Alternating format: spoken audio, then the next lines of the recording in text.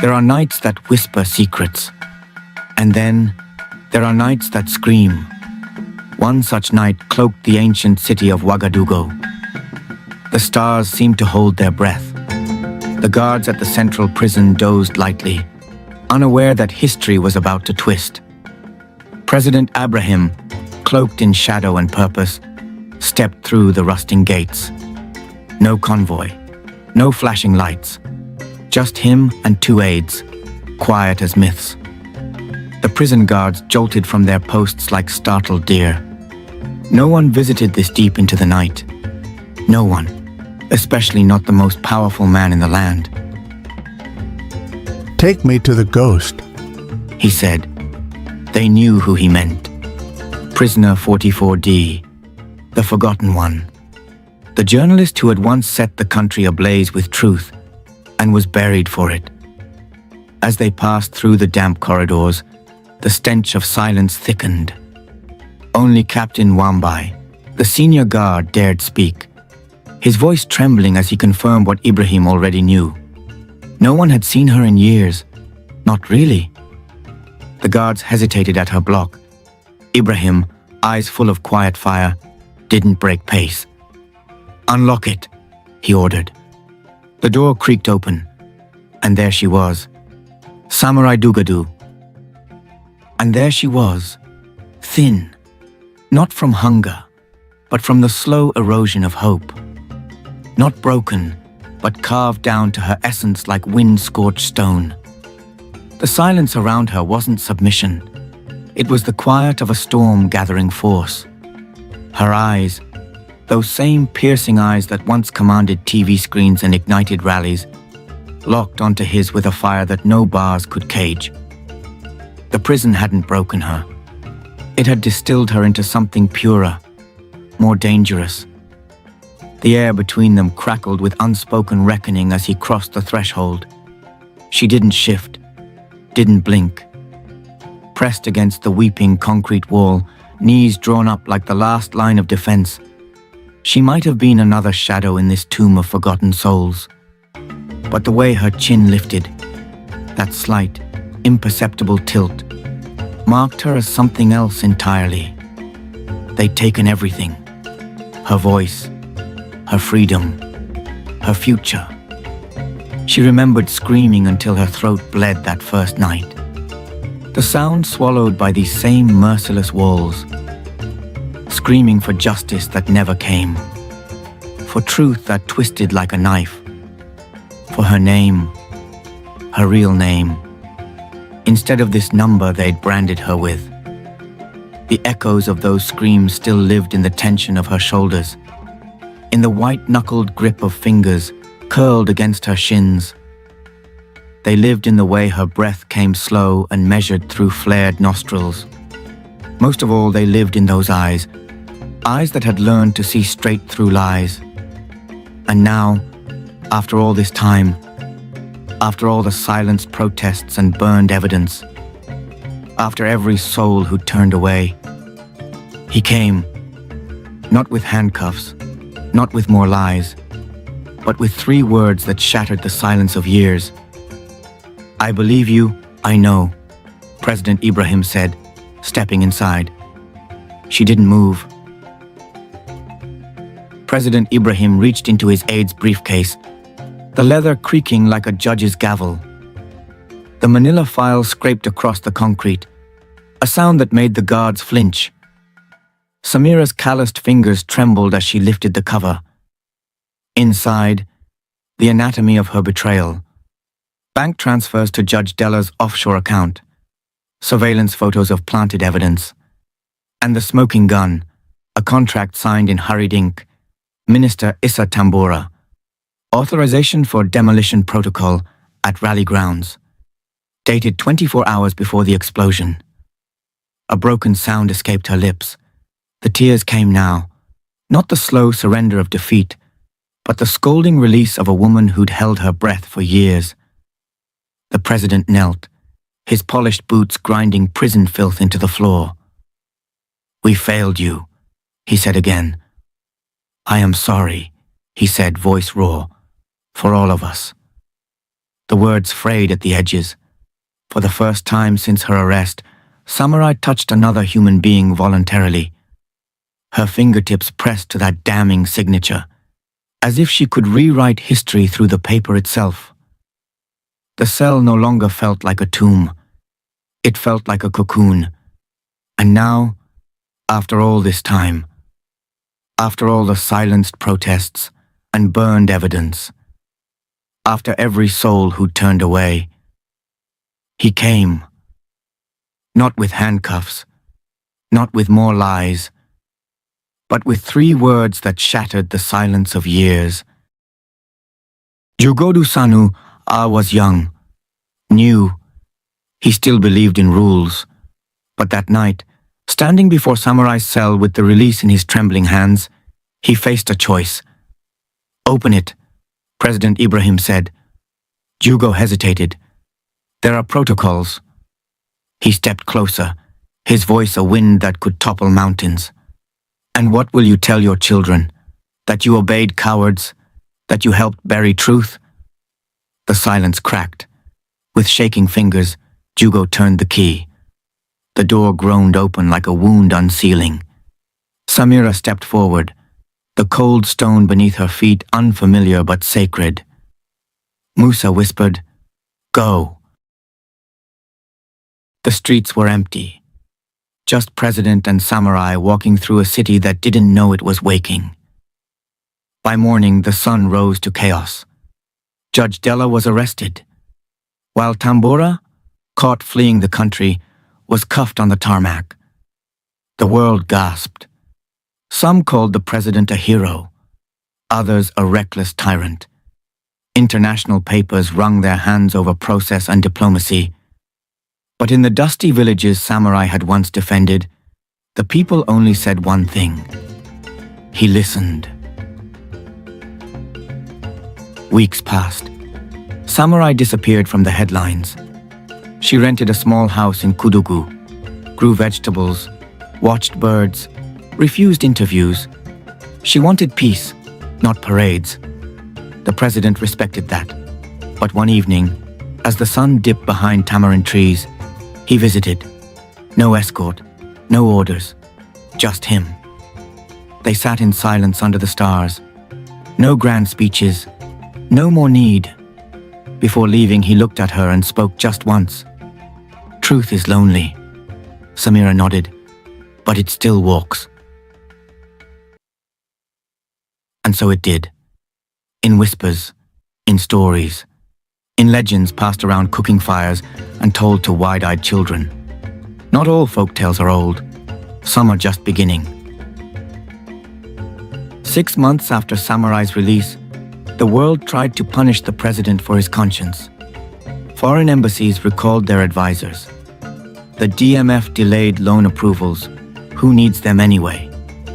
In smoke-filled parlors, his own ministers placed bets on how long he'd last. Yet when Parliament's vultures circled with impeachment documents, they found Samurai's evidence waiting at the door, now stamped with presidential seals. The presidential tribunal unfolded like a slow earthquake. Week 1.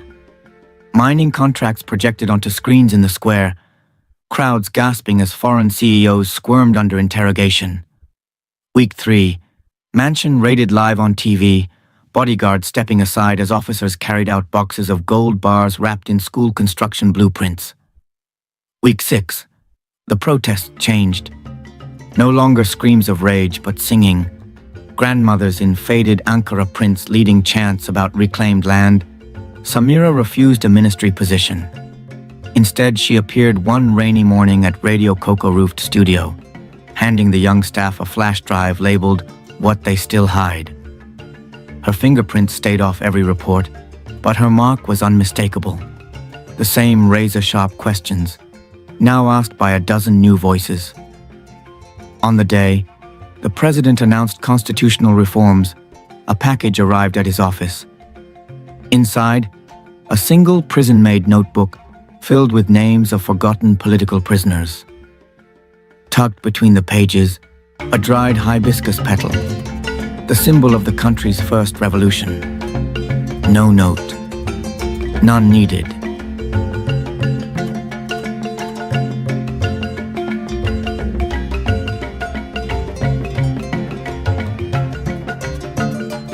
I thought NYSC was just parades and khaki until I found myself fighting for my life. When I first got my posting letter, I laughed. Katsina. One tiny dot on the Nigerian map. In my mind, NYSC was simple. Wear khaki, take pictures for Instagram, and form corps with random strangers for 11 months. What could possibly go wrong? Everything. First red flag. The moment our rickety bus dropped me at the orientation camp, a man selling gala and coke whispered, "Omo, if you no get strong, head no enter hero." I thought he was mad. Now I think he was a prophet. From the very first night, the camp was different. We weren't just doing parade drills. No, we were forced to do midnight security training in the bush. To prepare you for the realities of this area, the soldiers said. But why was it only our camp that needed realities? Why did people start disappearing from their hostels without explanation? First week, 3 corpers went missing. Second week, they told us they relocated due to sickness. Third week, one guy in my platoon, Samson, screamed in the middle of morning drills and collapsed. They carried him away. Nobody ever saw him again. Yet we continued marching, like goats heading for slaughter. One rainy night, the real horror began. At exactly 2 a.m., a loud siren tore through the camp. Soldiers banged on the dormitory doors, screaming, "Everybody outside, now! Now!" We stumbled out, half asleep, drenched by cold rain. Some girls were crying. One guy fainted immediately. They left him there. The soldier leading us wore a black mask. His voice was cold. "Today," he said, "you will prove if you are real Nigerians or cowards." They blindfolded us, marched us into waiting trucks, no phones, no explanation. My heart pounded so loud I thought it would burst through my khaki. The truck moved. Hours passed. We drove into what felt like the end of the earth. When they finally dragged us out, we were deep inside a forest. No light, no road, just trees whispering and shadows dancing. Then we heard the instructions. "Find your way back to camp. Alive." I thought it was a joke, until they fired gunshots into the air. People scattered like mad rats. I ran too. I didn't know where I was running to, it's only that I must not die. Somewhere behind me a girl screamed. Another shot fired. Another. Scream, then silence. My legs moved faster than my brain could think. I ran blindly through the forest, thorns tearing my skin, my khaki soaked in mud and fear. At some point, I fell face first into a ditch, and that's when I heard footsteps behind me. Heavy, deliberate, getting closer. I held my breath, heart slamming against my ribs like a trapped bird. The footsteps stopped right behind me. "Get up!" a cold voice said. I looked up slowly. The man was holding a gun, but his face wasn't a soldier's. His eyes glowed faintly red in the darkness. "You're not supposed to survive this," he said. My blood froze. Before I could scream, he raised his gun. The man raised his gun slow, almost like he was enjoying the fear in my eyes. In that frozen moment, something in me snapped. I didn't think. I didn't pray. I moved. Instinct threw me sideways just as the gun went off. Bang! The bullet slicing the air where my head had been. I tumbled down the ditch, rolling over stones and broken sticks, not even feeling the pain. My only thought was, run or die. I tore through the bush, running blindly, heart crashing in my chest. Branches whipped my face. Mud sucked at my boots. I didn't care. I didn't even know where I was going almost until I burst into a small clearing lit by faint moonlight. And there I saw them. A group of men in black uniforms standing around a fire. But these were not soldiers. They wore NYSC khaki trousers, but their shirts were black, and their faces were painted in strange white patterns like ancient tribal marks. In the center of their circle, something laid flat on the ground. At first, I thought it was a log. Then I looked closer. It was a body, a corpse's body, laid out like a sacrifice. Blood trickling from the forehead, mouth slightly open. as if still begging for help. My stomach twisted. I stumbled backward straight into a branch and it snapped loudly. Crack. All the men turned at once. Their eyes locked on me. For one heartbeat, nobody moved.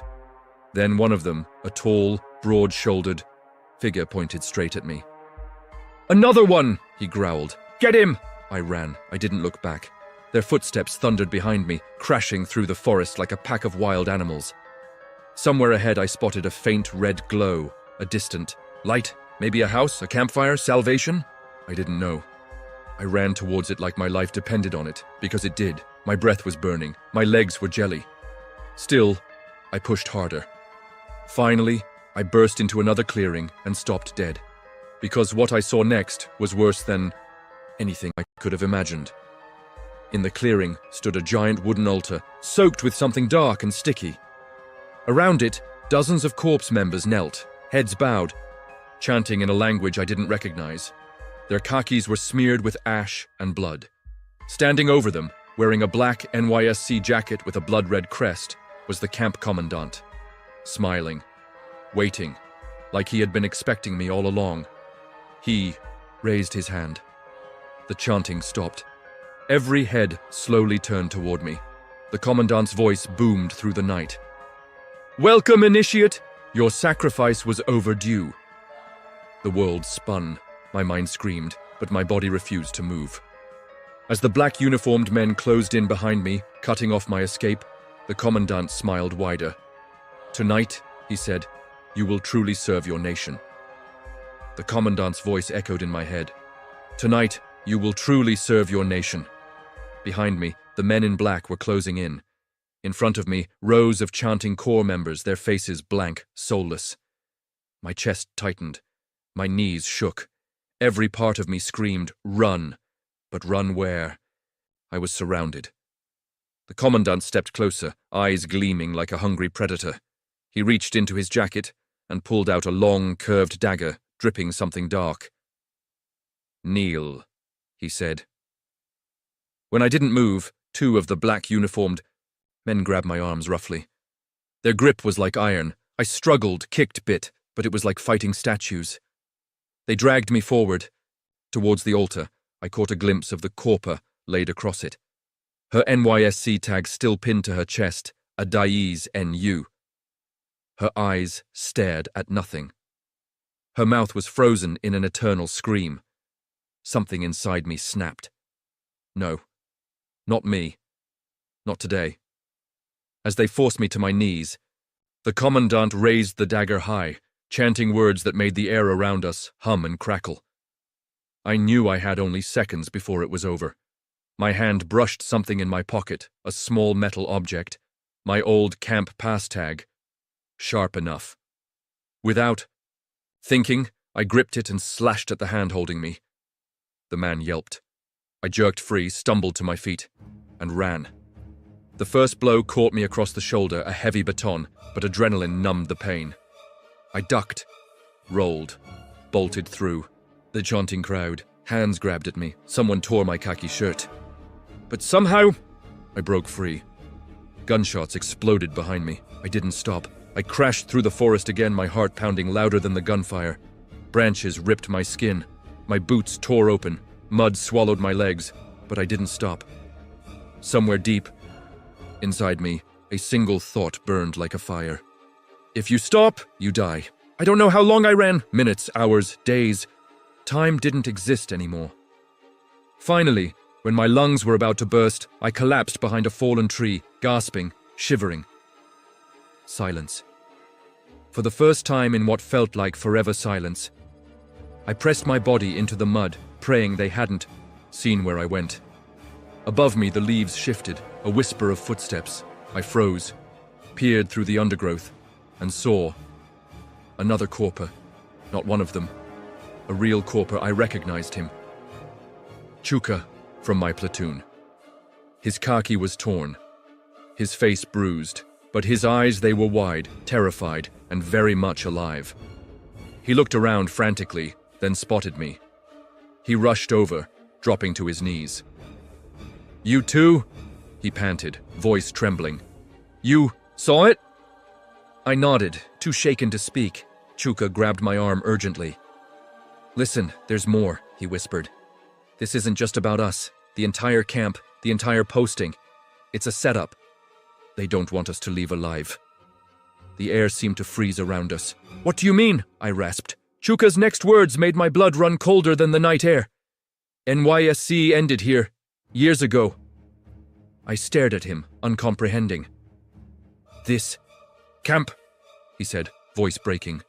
"This camp was shut down 5 years ago after a massacre. They're using us every batch, over and over, for sacrifices, to fuel whatever sick thing they're doing here." I felt my world tilt, collapse. "We're not meant to survive," Chuka said, tears brimming. "We're ingredients." I clamped a hand over my mouth to stop myself from screaming. Above us, a gunshot cracked the night air again closer. Chuka grabbed my wrist. "If you want to live," he hissed, "follow me." We slithered through the mud, deeper into the forest. But, as we crawled, I noticed something strange. The ground beneath us started to change. It wasn't just mud anymore. It was something soft, wet, warm. When I looked down properly, I realized, with horror, we were crawling across a mass grave, hundreds of corpses, rotting khakis, name tags, faces frozen in agony, some still clutching NYSC certificates in their cold, dead hands. I opened my mouth to scream, and that's when a powerful hand grabbed my ankle from beneath the ground. The grip around my ankle tightened, cold, slimy, unnatural. I screamed, but the sound got swallowed by the thick, rotting air. Chuka spun around, eyes wide. He saw what was happening, and without thinking, he yanked me hard, breaking the grasp. Decayed hand, a human hand, slipped back into the grave beneath us, as if the earth itself was alive and hungry. I scrambled backward, heart hammering against my ribs, tears blinding my eyes. But there was no time to cry. The forest around us started to shift. Whispers, low, bone-chilling. Chuka pulled me up roughly. "They've found us," he hissed. "Move!" We ran again, this time stumbling downhill. The ground seemed to open and close beneath our feet, patches of graves everywhere, like the forest was built on a carpet of death. Suddenly a weak beam of light flickered in the distance. A lantern, a hut. Someone or something was there. Without thinking, we bolted toward it. The hut looked abandoned, half collapsed, with the door hanging loose on one hinge. But it was shelter, a chance. We burst inside, slamming the rotten door shut behind us. Panting, bleeding, broken.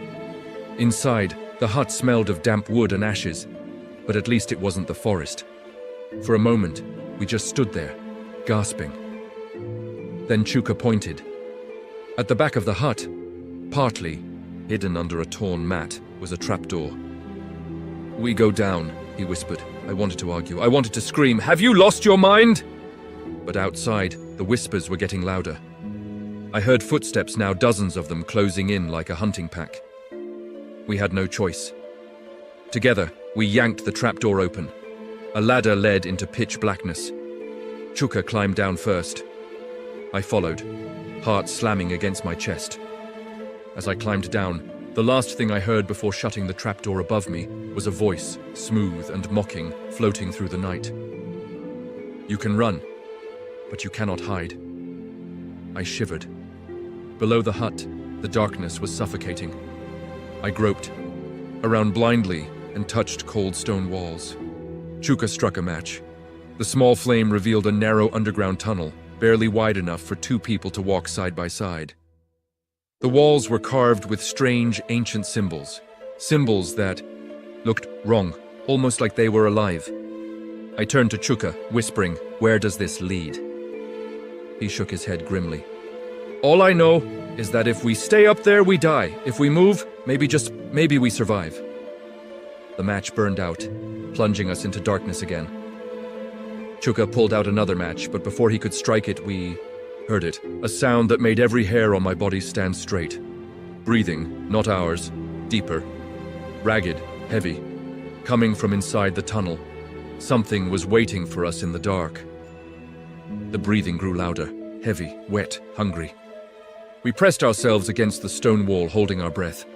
From the shadows ahead, something shuffled, dragging itself across the tunnel floor.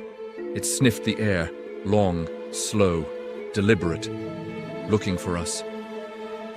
Chuka fumbled in his pocket, pulled out a tiny torchlight, the kind we used during camp night walks. He clicked it on. The beam was weak, flickering, but it was enough to see the thing crouching a few meters ahead. At first, I thought it was a human, but its skin was cracked like burnt earth. Its eyes glowed faintly, not red, not yellow, something sickly in between. It wore a shredded NYSC uniform, but its name tag was faded, almost erased by time. Chuka and I froze, the creature hissed.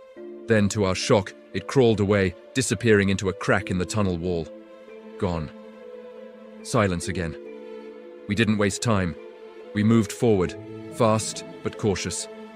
The tunnel twisted and dipped, leading us deeper underground.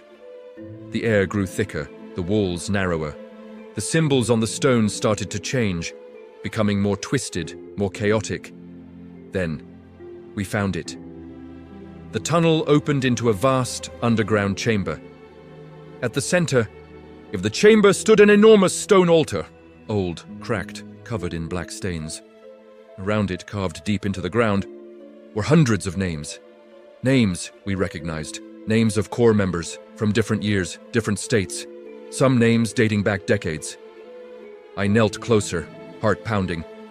Beside each name there was a symbol, a hand, an eye, a chain. Chuka found an old scroll nailed to the side of the altar, sealed in dust and cobwebs. He pulled it free carefully. We unrolled it. The writing was ancient, strange, but parts were translated into broken English. We read, our hands trembling. In 1973, a covenant was sealed beneath these grounds. Blood for prosperity, youth for power. Every year, fresh blood must be offered. They will come willingly, dressed in uniforms of peace. They will sing songs of unity, but they will die for a cause they do not understand. In exchange, the land will thrive. The leaders will grow stronger. The sacrifice will continue, forever. Even my stomach turned. Chuka backed away, face pale. It's the NYSC itself, he whispered, horrified. This isn't a mistake. It was built on this sacrifice. Suddenly, everything made sense. The strange postings, the missing corpers, the masked soldiers, the commandant's evil smile. We weren't victims of bad luck. We were products, offerings, chosen carefully, batch after batch, to feed the ancient covenant that powered the region's prosperity. My head spun. I thought about Adaze, about Samson, about all the faces I would never see again, the ones they erased, the ones they buried in unmarked graves under the mud we had crawled across. Chuka looked at me, his voice hollow. If this is real, if this is the root of everything, then even if we escape, they'll still come for us. I staggered back from the altar. That's when the walls around us shuddered. A low, rumbling sound. We had been found. Above us, faint but growing louder, we heard the thundering boots, the chanting, the cultists, the commandant. Coming. Coming. For us. Chuka grabbed my hand. We have to destroy it, he said. Destroy the altar. Break the covenant. It's the only way. I hesitated. Destroy an ancient blood pact? Here? Now? Before I could speak, the tunnel behind us exploded in dust. Figures poured in, masked, armed, chanting. No more running, no more hiding. It was fight or die. The tunnel shook with the sound of approaching anything that could help us. That's when Chuka spotted it, a rusted pickaxe, half buried in the rubble. Without thinking, he lunged for it. The cultists roared behind us, their chant rising to a fevered pitch. I braced, myself as Chuka swung the pickaxe hard at the altar. Thud. The stone cracked slightly, but not enough. Thud! Thud! The altar groaned under the blows. The cultists surged into the chamber, masked faces twisted with rage. The commandant led them, his dagger gleaming red under the torchlight. He pointed at us. Stop them! Protect the covenant, they charged. I grabbed a loose plank and swung wildly, knocking down the first cultist who got too close. Chuka kept swinging the pickaxe, sweat pouring down his face. Crack. A deep fissure split across the altar. The ground trembled violently. The cultists screamed, but not in anger this time, in fear. The air grew hotter. The walls began to ooze dark, tar-like blood. The covenant was breaking. The commandant roared like a wounded beast and lunged at Chuka. I saw it happening in slow motion, the dagger flashing downward, Chuka swinging the pickaxe upward, a brutal collision. The commandant staggered, back, blood spurting from his side. Chuka, panting heavily, raised the pickaxe one final time. For all of them, he whispered, and he smashed it into the heart of the altar. Boom! The explosion threw us backward. The chamber erupted in chaos. The ground split open, swallowing cultists screaming into the abyss. The ancient symbols on the walls burst into war, flame, burning with a strange blue fire. The commandant shrieked a terrible, inhuman sound before crumbling into ash. The altar cracked fully and collapsed into dust. The covenant was broken. Forever. When I woke up, it was daylight. Birds chirped softly. The sky was a calm, clear blue. I was lying on the muddy ground outside the collapsed hut.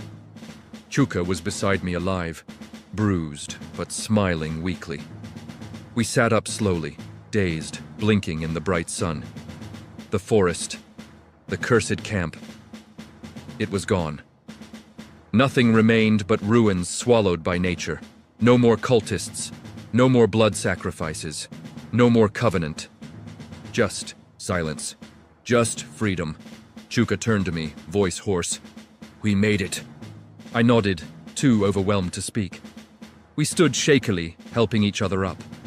As we limped away from the ruins, heading towards the distant shape of a railroad, a battered NYSC cap floated down from a tree, landing at our feet. I picked it up. Inside, the cap, someone had scribbled faint words, almost erased by time. We serve with strength, not fear. I smiled grimly. No one would ever believe what we had survived. But it didn't matter. We knew. We were not just survivors. We were the ones who broke the curse, and somehow deep inside, I knew my sea would never be the same again.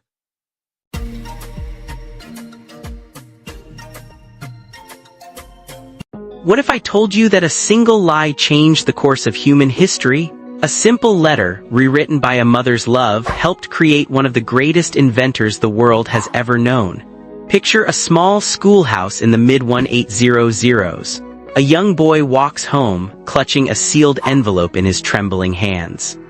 This wasn't just any child, this was Thomas Edison, though nobody knew then how famous that name would become. The letter in his hands was meant to crush his spirit. His teachers had labeled him mentally deficient and expelled him from school. But his mother, Nancy Edison, possessed a wisdom far beyond the school teachers of her time. When young Thomas handed her that envelope, she did something extraordinary. She read the harsh words silently, but what she spoke aloud painted a completely different picture. "Your son is a genius," she told him, her voice filled with conviction. "This school is too small for him and doesn't have teachers capable of nurturing such brilliance. I'll teach you myself." Those words became the foundation upon which Thomas Edison built his future. Under his mother's guidance, he transformed from a struggling student into an insatiable learner. Nancy Edison saw beyond the labels and limitations others tried to impose on her son. But here's where the story takes an even more powerful turn. Years later, after his mother had passed away, Edison discovered the truth. While going through her belongings, he found the original letter. The words that could have destroyed his confidence and altered his path were finally revealed to him. Instead of breaking down, Edison wrote something remarkable in his diary. Thomas A. Edison was a mentally deficient child whose mother's faith turned him into the genius of the century. This moment of revelation became a testament to the power of unwavering belief. And what a genius he became! Edison went on to hold 1,093 patents. He gave us the phonograph, the motion picture camera, and developed the first commercially practical light bulb.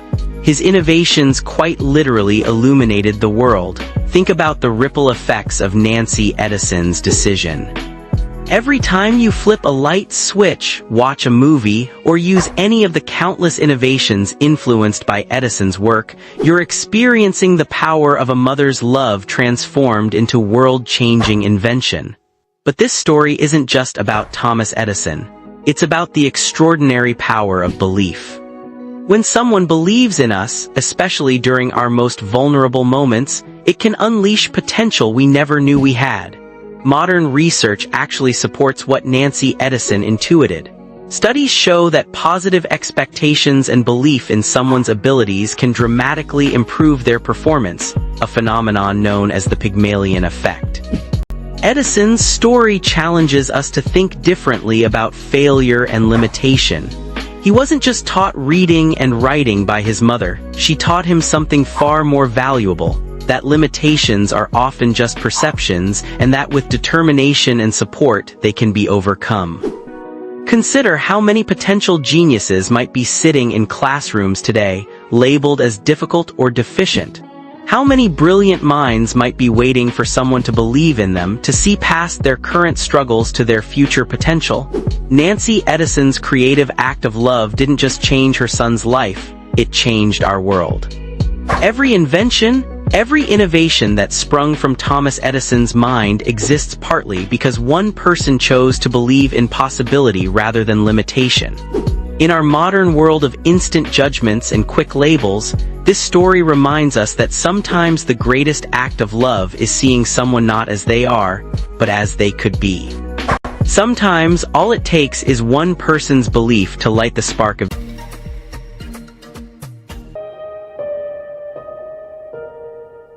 Miriam was born different. From the moment she entered the world, her mother, Adis, knew something was amiss. While other baby girls grew into their bodies with the expected changes, Miriam remained flat-chested, her frame defying nature's design. At first, the doctors dismissed it as a delayed development, but as the years passed, the truth became undeniable. Miriam had a rare condition that left her without breasts. Growing up in their small town was cruel. Girls whispered, boys stared, and even some adults couldn't hide their curiosity or judgment. "She's cursed," an old woman once muttered in the market, sending Adis into a fit of rage. But no amount of shouting could silence the rumors, and Miriam bore the weight of them all. At home, things weren't much better. Her father, Chekudi, avoided discussing it, retreating into silence whenever Adis brought up their daughter's condition. "She will grow," he insisted, clinging to denial. But Adis knew better. She saw the way Miriam flinched when she caught her reflection, how she avoided swimming lessons, how she refused to undress in front of even her mother. In school, she learned to hide under baggy clothes, avoiding sports, locker rooms, and any situation that might expose her secret. The taunts were relentless. Half a girl, they called her. Incomplete. One day, during a biology class, a teacher explained puberty, gesturing to a diagram of a fully developed female body. A boy in the back snickered. "Not everyone looks like that," he whispered loudly, eyes flicking toward Miriam. The room erupted in laughter. She fled the class, locking herself in the restroom, heaving sobs that racked her thin frame. By 16, the pressure became unbearable. She withdrew into herself, avoiding friendships, avoiding mirrors. Depression loomed like a storm cloud. Then, one evening, her mother sat beside her, holding her hands tightly. "You are not broken, my child. The world will try to convince you otherwise, but you must never believe them." But Adis' words could not drown out the cruelty of the world. One day, Miriam overheard a conversation between her father and an uncle. "She may never marry, Chukudi. What man wants a woman who cannot even look like one?" That night, Miriam lay in bed, staring at the ceiling. If even her own father doubted her worth, what hope did she have? Thoughts of ending it all crept into her mind like shadows, whispering that she would never be enough. But something in her rebelled, a stubborn, desperate spark that refused to let the world win. She poured herself into her studies, refusing to let the whispers dictate her future. By the time she left for university, she had learned to walk with her head high, to dress how she wanted, to embrace her body. She found friends who saw her, not her differences. But university came with new challenges. Miriam's body, different from other women's, attracted attention not just from men, but from women too. Some assumed she was androgynous, some saw her as an enigma.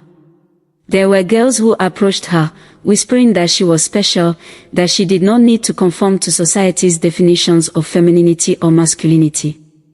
You don't have to force yourself to be like them, one girl, Chioma, told her in a hushed voice one evening.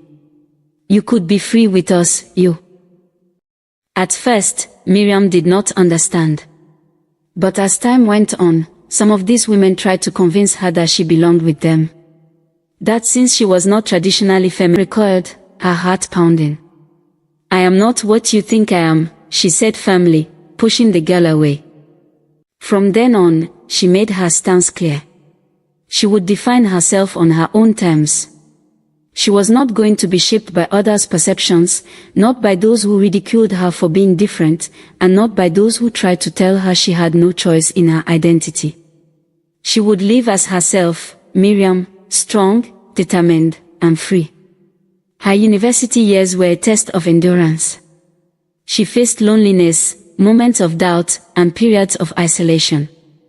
There were days she wished she could be a normal, but she learned to silence that voice. She found comfort in knowledge, in research, in proving to herself that her worth was not dictated by her outward appearance. After graduation, Miriam pursued a career in psychology, determined to help those who struggled with self-worth and identity. She knew what it felt like to be an outsider, to feel like the world had no space for you. And she wanted to be the voice that told others, you are enough. Years later, Miriam stood before an audience, delivering a talk on body acceptance. She shared her story, the pain, the survival, the triumph. Her mother sat in the front row, tears streaming down her face. Even her father, aged and humbled by years of regret, watched with quiet admiration. As she looked into the sea of faces, she realized she was never incomplete. She had always been whole. And she had survived. Like that.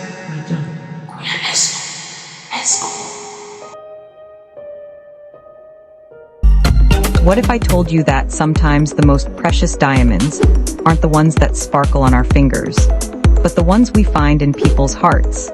This is the story of how a single act of kindness turned an ordinary evening into an extraordinary love story that would challenge everything society thinks it knows about romance.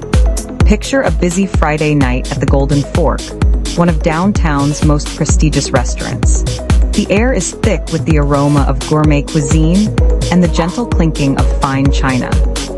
Among the bustling servers is Ada Martinez, a waitress with tired feet but bright eyes, who's about to witness a scene straight out of a movie, though not the kind anyone expected. At table 12, James Anderson, a prominent real estate developer, is down on one knee. In his hand, a velvet box cradles a stunning 5-carat diamond ring. His girlfriend, a famous social media influencer, looks horrified. "Are you insane?" she shouts, causing heads to turn. "I told you I'm not ready for marriage." The ring box flies through the air as she storms out, leaving James frozen in place, surrounded by whispers and smartphone cameras. While others are caught up in the drama, Ada notices something glinting under a nearby table. The ring had skidded across the floor, forgotten in the chaos. Without hesitation, she retrieves it and approaches James, who's now slumped in his chair, face in his hands. "Sir," she says softly, "I believe this belongs to you." James looks up, surprised by this simple act of honesty. In a world where many might have pocketed such a valuable find, Ada's gesture strikes him deeply. He invites her to sit for a moment, and she does, despite the curious glances from her colleagues. Their conversation starts with a simple thank you, but quickly evolves into something more. James discovers that Ada isn't just kind, she's fascinating. She speaks eloquently about literature, holds a master's degree in comparative literature, and dreams of opening a bookstore cafe. Financial constraints and family obligations had led her to put those dreams on hold. "Why work here?" James asks, genuinely intrigued. Ada's answer is simple yet profound. Life doesn't always take us where we expect, but every experience teaches us something valuable. Her wisdom and lack of pretense captivate James, who spent years surrounded by people more interested in his wallet than his thoughts. Days turn into weeks, and James finds himself returning to the Golden Fork, not for the food, but for conversations with Ada. They discuss everything from classic novels to modern art, their talks stretching long after her shifts end. Social media buzzes with speculation about the wealthy developer and the waitress, but they're too engrossed in their connection to notice. Their worlds couldn't be more different. James lives in a penthouse apartment. Ada shares a small flat with her elderly mother. He drives a luxury car, she takes the bus. Yet in each other, they find something that transcends these surface differences: a genuine understanding and appreciation for who they truly are. Their love story challenges the assumptions of James's social circle and becomes a talking point in social media. But unlike his previous relationship, this one isn't built on Instagram posts and public appearances. It's built on late-night conversations about dreams, shared laughter over coffee, and the simple joy of being understood. 6 months later, James proposes again, this time with a smaller ring but a much bigger heart. Ada's answer: a yes that comes not from a place of wanting wealth or status, but from recognizing a soul that complements her own. Their story spreads across the city, not because of scandal or spectacle, but because it reminds people that true love doesn't care about social boundaries or bank accounts. Today, Ada and James run that bookstore cafe she dreamed about, proving that sometimes the best love stories aren't about princesses in castles, but about real people who see the gold in each other's hearts. And it all started with a simple act of kindness on an ordinary night at a restaurant. Sometimes, life's greatest treasures are found in the most unexpected places. We just have to be kind enough.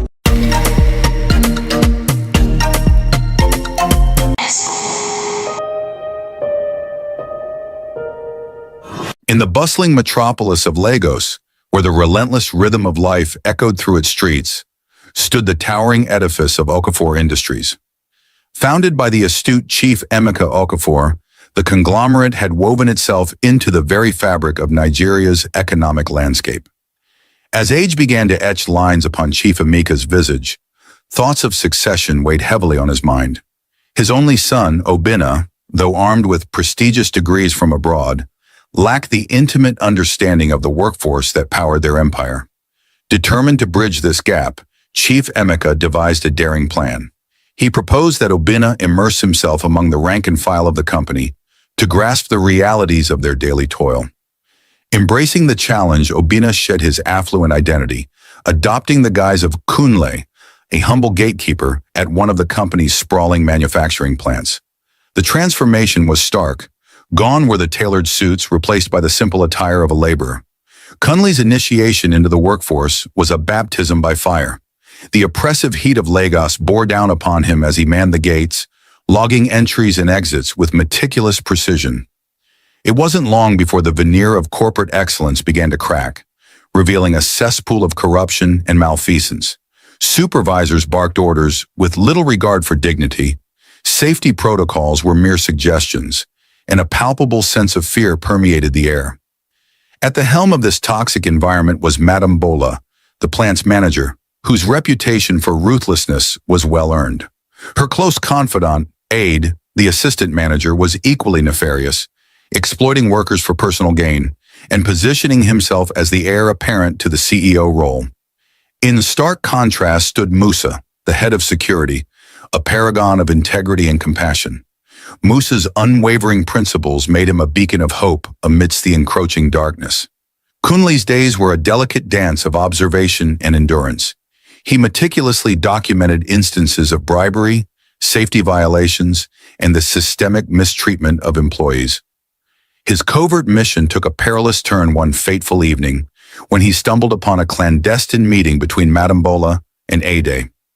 Hidden in the shadows, Kunle overheard their plans to embezzle company funds, their voices dripping with greed and contempt.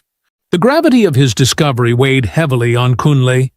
He knew that exposing such high-ranking officials would not only jeopardize his mission, but could also place his life in imminent danger. The walls seemed to close in around him, each day a tightrope walk between revelation and ruin. As weeks turned into months, the atmosphere within the plant grew increasingly volatile. Ade, sensing a shift in the undercurrents, intensified his scrutiny of the workers, his paranoia casting a suffocating pall over the facility. Kunle found himself under the magnifying glass, his every move dissected and questioned. The once clear path to justice now seemed mired in quicksand, each step threatening to pull him under. In a bid to divert attention and buy time, Kunle orchestrated subtle acts of defiance, misplaced documents, unscheduled inspections, sowing seeds of discord among the corrupt leadership.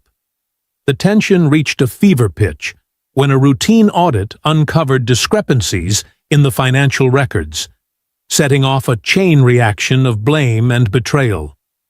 The day of reckoning arrived with Chief Emeka's announcement of a company-wide meeting to introduce the new CEO. The grand hall buzzed with speculation, the air thick with anticipation and dread. Kunle stood among the assembly, his heart a war drum in his chest. Chief Emeka's voice resonated through the hall as he introduced his successor. Kunle ascended the stage, shedding his disguise to reveal his true identity as Obinna Okafor.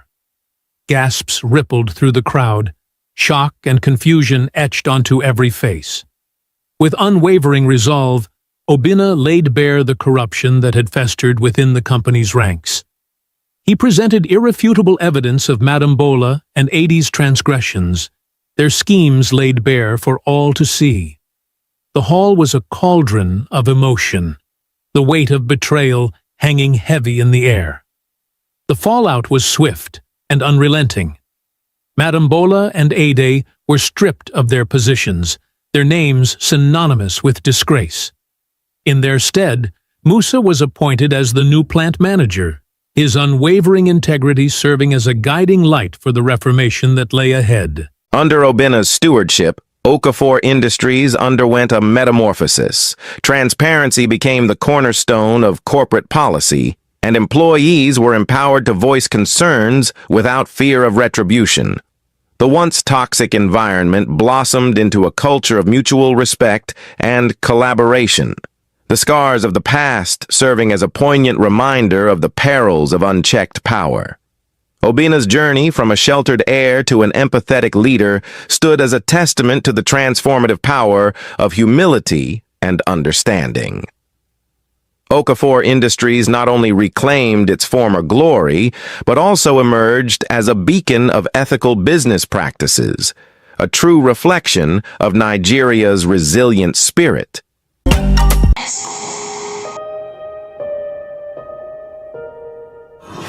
The government hospital waiting room hummed with the lazy whirl of a ceiling fan, its blades pushing thick, humid air in slow circles. In this unremarkable space, an extraordinary lesson was about to unfold. It's the women of the waiting rooms. Amara sat poised on the edge of her seat, her elegant lace blouse perfectly starched, her Jeel headwrap tied with the precision of a woman who had a hairdresser on speed dial. Gold bangles clinked softly on her wrist as she scrolled through her phone, pausing occasionally to admire a new designer bag she had ordered from London. Her husband, a high-flying businessman, had made sure she wanted for nothing: personal driver, luxury SUV, vacations in Dubai. She was the envy of her friends, the kind of woman who never carried her own handbag because someone was always there to do it for her. Beside her, Ngozi adjusted her sunglasses, the latest pair from Milan, and sighed dramatically. "This heat is unbearable," she complained, fanning herself with a glossy magazine. Her husband, an oil company executive, treated money like confetti, showering her with gifts: gold watches, diamond earrings, designer shoes she wore only once. Just last week he had surprised her with a new Range Rover just because. She had posted it on Instagram before the dealership plates were even removed. Then there was Adiz sitting quietly in the corner, her simple Ankara wrapper faded from many washes, her slippers dusty from the long walk to the hospital. She listened as the other two women traded stories of their latest shopping sprees, their complaints about lazy house helps, their husbands' extravagant gestures. She said nothing, her hands folded in her lap, her eyes patient. The conversation that changed everything. "And you, my sister?" Amara finally asked, glancing at Adiz with polite curiosity. "What does your husband do?" Adiz smiled softly. "He is a mechanic." Ngozi's perfectly threaded eyebrows lifted slightly. "Oh, do you at least have a car?" "No," Adiz replied, unbothered. "We don't have a driver either." A brief silence fell. Amara and Ngozi exchanged glances, not unkind but puzzled. How did a woman live without these things? Then Adiz continued, her voice steady. "But when I am sick, he sits by my side all night, holding my hand. When I am tired, he rubs my feet without me asking. When I am worried, he listens, really listens, until my heart feels lighter." The air in the waiting room shifted. The hum of the fan seemed louder. "He doesn't bring me gold," Adiz said, "but he remembers how I like my tea, extra sugar, just a little milk. He knows when I've had a bad day just by the way I sigh.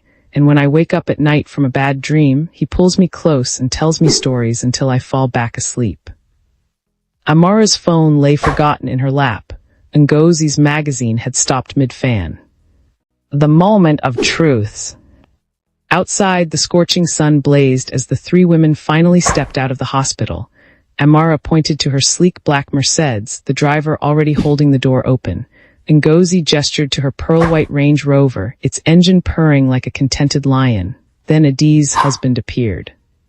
He was crossing the street, his mechanic's overalls streaked with grease, his face glistening with sweat.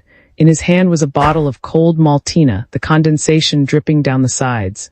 "Eng Kem," he called softly, "my own." He didn't just hand her the drink. He shielded her from the sun with his own body, his hand resting gently on her back. He wiped the sweat from her forehead with his sleeve, murmuring something that made her laugh.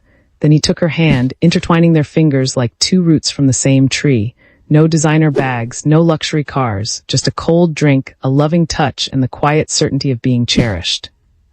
Amara and Ngozi stood frozen, their expensive cars suddenly feeling hollow, the real measure of wealth. In that moment, the truth became clear. Wealth is not in the things you own, but in the love you hold. A man who buys you diamonds but never listens to your fears is poorer than a mechanic who knows the exact way you take your tea. A husband who gives you a luxury car but never wipes your tears is not as rich as the one who holds your hand through life's hardest moments. That day in a crowded government hospital in Enugu, three women learned that true riches cannot be deposited in a bank, worn on the wrist, or parked in a garage. They are found in the quiet moments. In the way someone's eyes light up when you enter the room. In the safety of knowing you are truly seen, truly known, truly loved. And that, my friends, is a wealth no money can buy.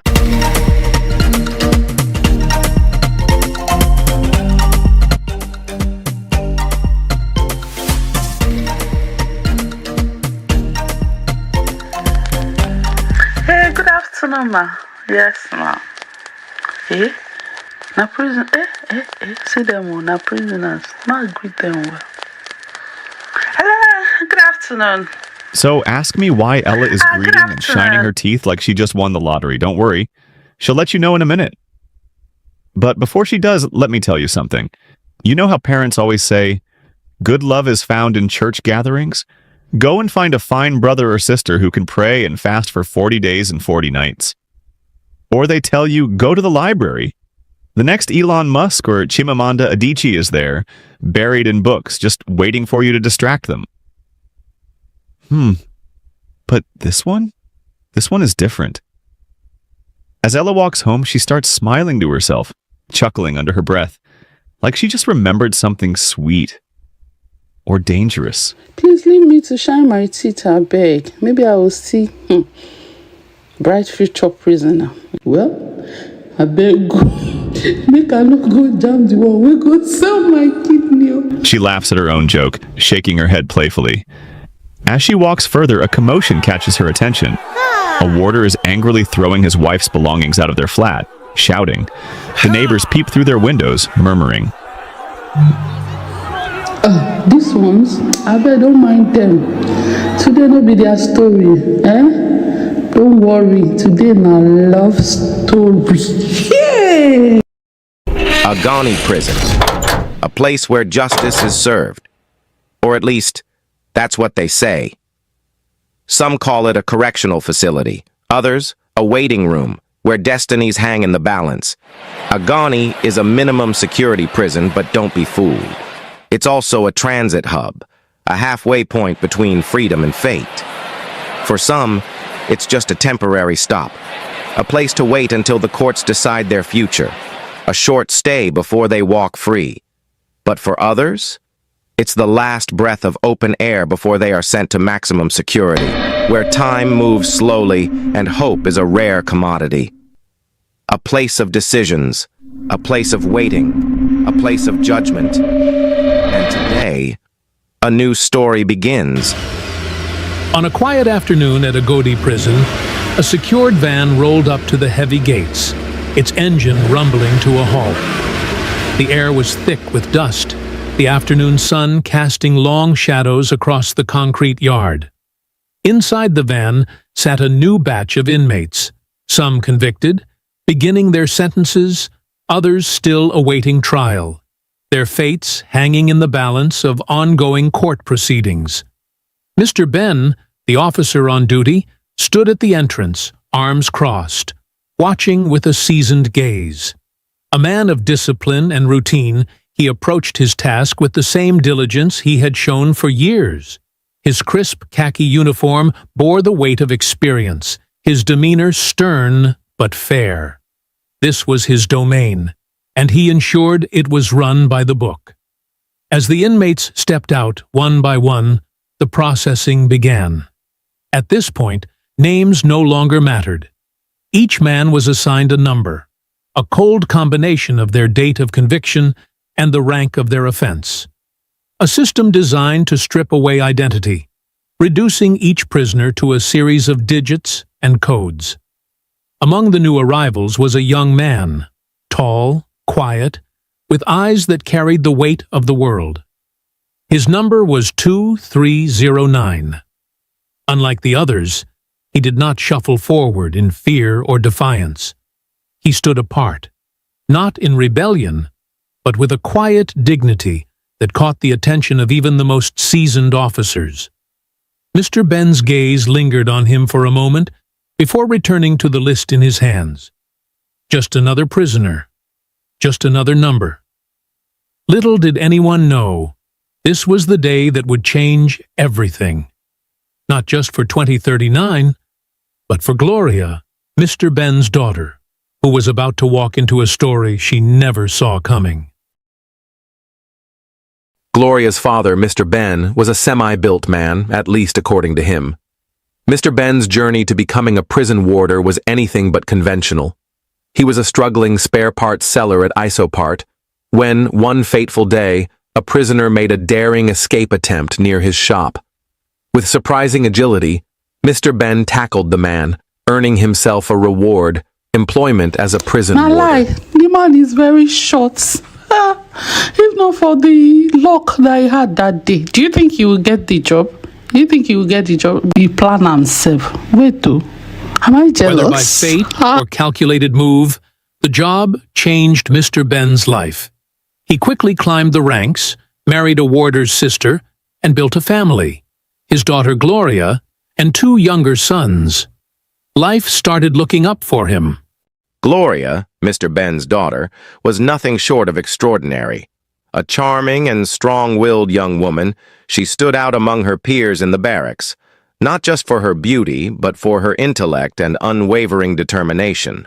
Unlike many of the other girls who grew up within the barracks, Gloria carried herself with a quiet grace and poise, a reflection of her father's unyielding discipline and the high standards he set for his children. Mr. Ben was adamant about one thing: His children would not settle for less.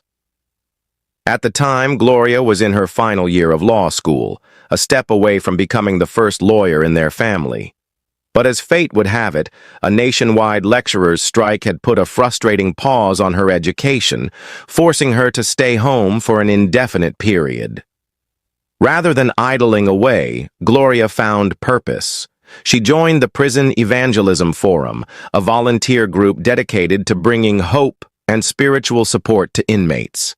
They visited the prison regularly, sharing the Word of God, offering encouragement, and even helping some prisoners secure legal aid for their cases. For Gloria, this wasn't just about faith, it was about justice. She believed that not every man behind bars was guilty and that everyone deserved a chance to be heard. What she did not know, however, was that this decision, to walk through the prison gates as a beacon of hope, would change her life forever. Because among the inmates she would soon meet, one would rewrite the course of her story in ways she never imagined. It was Legal Aid Day at Agani Prison, a day when new inmates willing to speak could come forward. The outreach team, including Gloria and other volunteers, sat behind a long wooden table, flipping through documents, taking notes, and listening carefully. One by one, prisoners stepped forward, sharing their stories, some hopeful, some desperate. Then, an inmate stepped forward, inmate 2309. For a moment, he stood in line, waiting for his turn. But just before reaching the front, he hesitated. His fingers curled into fists, his head dipped slightly, and then he stepped out of the line. He turned and walked back toward his cell. Gloria noticed immediately. She stood up. Hey, you, wait! Gloria called him, but he kept walking, shoulders tense, footsteps heavy. Gloria quickened her pace, reaching him just as he stepped into the corridor leading back to the cells. Gloria, slightly breathless. Why did you leave? You were next in line. It doesn't matter. It does matter. You were willing to speak a moment ago. My case is a murder case. No one will help me. No one will believe me. Gloria's heart sank. She wanted to say something, to reassure him, but before she could, he walked away, disappearing into the shadows of the cell block. 2309 didn't rush, nor did he hesitate. His steps were steady, deliberate, as if he had long made peace with his fate. That night, Gloria could do anything but sleep. She tossed and turned, staring at the ceiling, unable to shake the memory of his face, the weight in his voice, the finality in his words. Why? Why would someone reject an opportunity that others would give anything for? As Gloria lay awake, lost in thought, the door creaked open slightly. Her mother stepped inside, her tall frame silhouetted in the dim light. Gloria's mother said softly, Gloria, it's late. Why are you still awake? Gloria confided in her mother, sharing what little she knew and pleading with her not to tell her father. I'll tell him myself when I need his help, she assured her.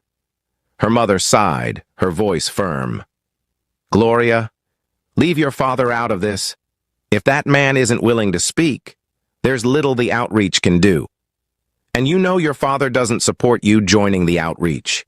He only tolerates it because it keeps you busy while the strike lasts. If he finds out you're this invested in one inmate's case... She trailed off, shaking her head. The next morning, Gloria made a decision. If she wanted answers, she had to take a risk. Carrying a food flask, she made her way to Kha, her father's office at Agoni Prison. Inside his small, neatly arranged office, Mr. Ben was caught off guard when he saw his daughter walk in with a smile. He arched a brow but couldn't hide his slight amusement. Mr. Ben, surprised yet pleased, "Ah, my daughter, you came all the way here just to bring me food? What do you want?" Gloria chuckled lightly, setting the flask down on his desk. Gloria. Softly, hesitating. "Daddy, I met someone here yesterday. Can I have a word with him? Her father's brows furrowed immediately. Mr. Ben, suspiciously, putting down his pen. Who? Gloria fumbled for a moment, pretending to struggle with remembering. Gloria, carefully choosing her words. I can't recall his name, but he's new. His number, it ends with 09. Mr. Ben froze for a second. His expression darkened as he slowly exhaled, rubbing his chin. Then, almost in a whisper, he muttered, Mr. Ben, low, wary tone. A murderer. His eyes snapped back to Gloria. Mr. Ben, firmly, voice rising slightly. Gloria, what exactly are you doing here? Gloria shifted nervously, knowing she was stepping into dangerous territory. Gloria, pleading but careful. Daddy, I just want to check his file. That's all. He refused to talk to me, but I feel like there's more to his case. Before she could finish, Mr. Ben slammed his hand on the table. Gloria, no. Have you learned nothing from my stories? Do you know how many officers have ruined their careers because they got too involved? I almost lost my job twice trying to help an inmate. You think these prisoners don't know how to manipulate people? They study you. They make you feel sorry for them. Next thing you know, your name is in their mess. Go home. Now, Mr. Ben commanded, his voice sharp and final. Defeated, Gloria silently picked up the food flask, her fingers tightening around it as she turned toward the door. Her father's anger didn't surprise her, but what he failed to see was that his outburst had only fueled her determination. She needed answers, and if he wouldn't help her, she would find another way. Gloria was a good girl, no doubt, but growing up in the barracks taught you something valuable. When one door won't open, you find another way in. Determined to get the information she needed, she reached out to Officer Kola, one of the junior warders. Young, easygoing, and known to handle a lot of administrative work, he was exactly the kind of person who could access prison records. If she played her cards right, he might just be her way in. I have a loose 20,000 for the job. Officer Kola, ever the opportunist, smirked, tilting his head. Kola. Oh, or you could pay the other way, though. Gloria's expression turned cold in an instant. She fixed him with a sharp. Without another word, she shoved the 20,000 into his hand. Gloria said firmly, "Deliver the letter and hand me what you can get." Nothing else. She turned away, her heart pounding, not with fear, but with determination. Kola watched her leave, rolling the cash between his fingers. He could push his luck. But something in Gloria's stance told him she wasn't one to be messed with. Officer Kola had done his part. He over-delivered, because for a small price, he has been secretly dispatching letter and has even arranged a private meeting between herself, a legal representative Gloria arranged, and inmate 2309, Daniel. Inside a dimly lit interrogation room, Gloria and the lawyer sat on one side of a steel table, hands folded in front of her, steady and composed. The door creaked open, and Daniel walked in, escorted by a guard. He hesitated for a moment before sitting across from her. His movements were guarded, but his eyes, those deep, tired eyes, held years of pain and betrayal. Gloria wasted no time. Gloria, calmly but firmly. I read your letters. We got some information from your case file, although some tampered with, Daniel.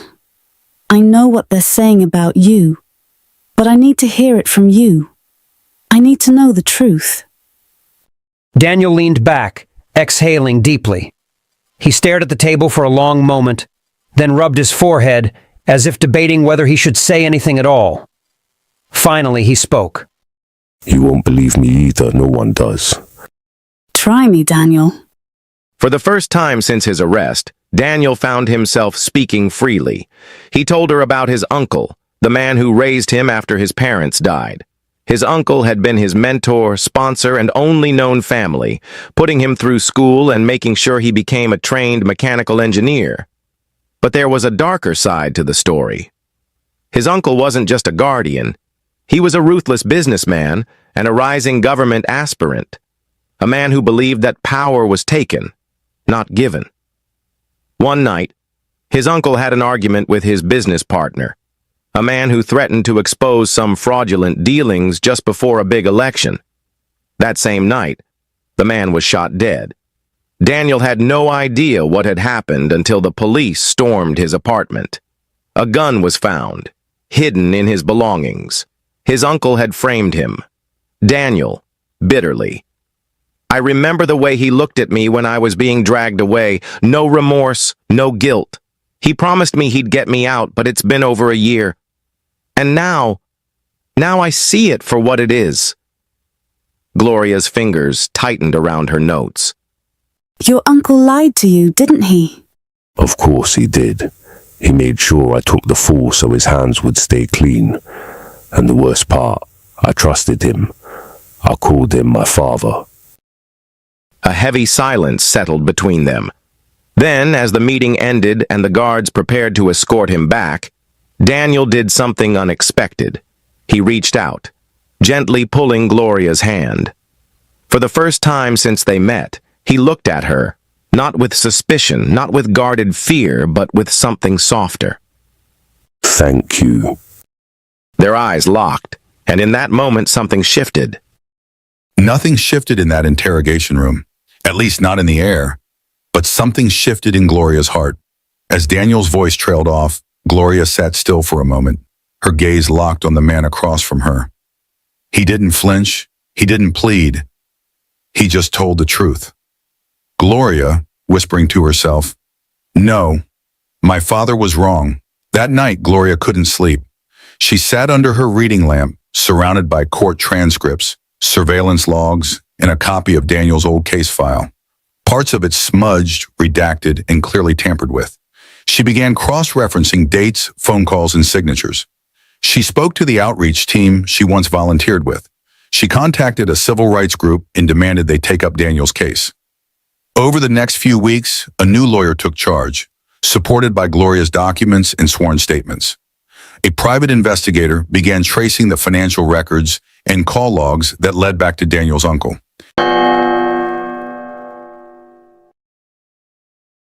The truth didn't ask for permission. It erupted, like floodwaters shattering a dam. It tore through every lie. Falsified witness reports, hidden forensic evidence, phone records tracing back to his own uncle. The courtroom held its breath as the lawyer's voice cut through the tension. And then those words Daniel had stopped dreaming of hearing. This court finds Daniel Okechukwu not guilty on all charges. Free. After 2 years of fluorescent lights and answering to 2309, freedom felt like standing at the edge of a cliff. His eyes couldn't even process the sky. And Gloria, she didn't cheer, didn't cry, just watched as the man she fought for learned how to breathe again. While one man walked into freedom, another walked into a cell. Daniel's uncle was arrested 2 days later. Embezzlement, witness tampering, conspiracy to frame. The headlines screamed of justice finally served. The same prison that once held Daniel now held the man who betrayed him. Meanwhile, Mr. Ben's suspension letter arrived like a thunderclap. Unauthorized access to classified prisoner files. Immediate suspension pending investigation. Gloria stood frozen in their living room as her father, always so proud, so disciplined, crumpled the letter in his fist. His voice shook with betrayal. "Mr. Ben, you used my access after all my warnings? Gloria, you've ruined everything I've worked for." Gloria's mother wept silently in the corner. The twins, sensing the storm, had fled to their room. Gloria, whispering, "I had to, Daddy. Daniel was innocent." Mr. Ben, roaring, "Out! If you choose prisoners over your own family, then go!"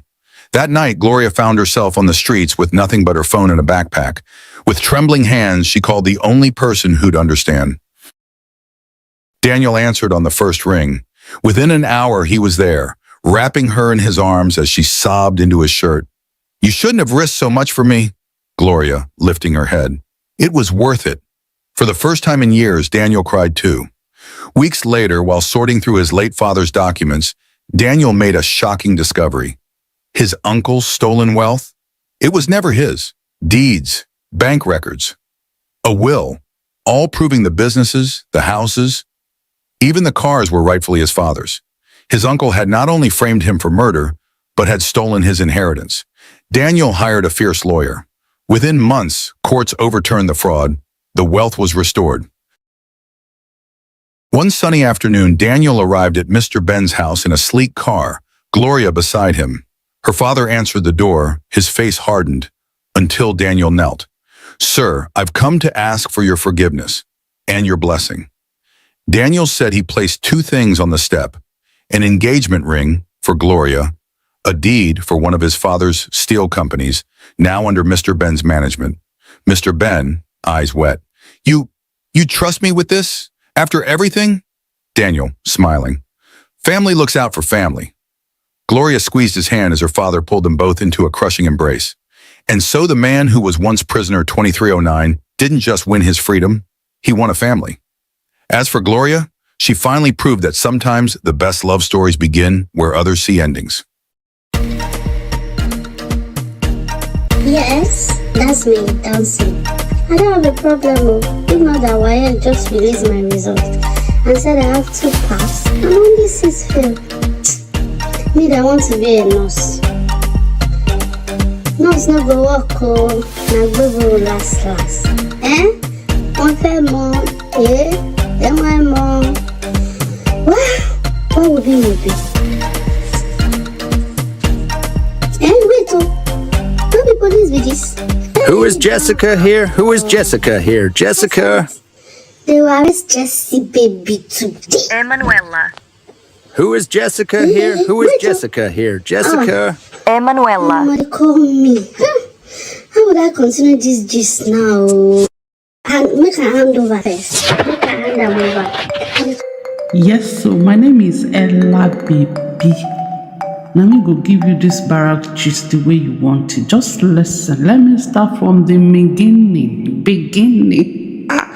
The gist is sweet, yes, sweet. All of them is left.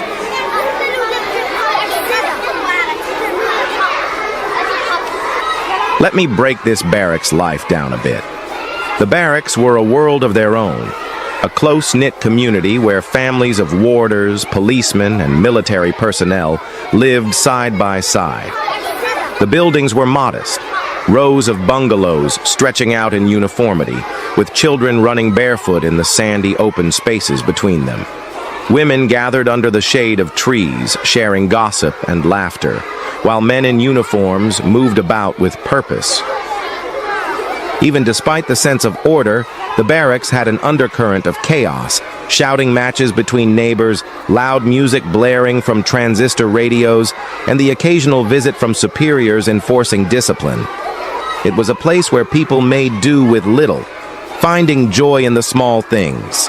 A game of football, a shared pot of stew, or the evening breeze after a long, hot day.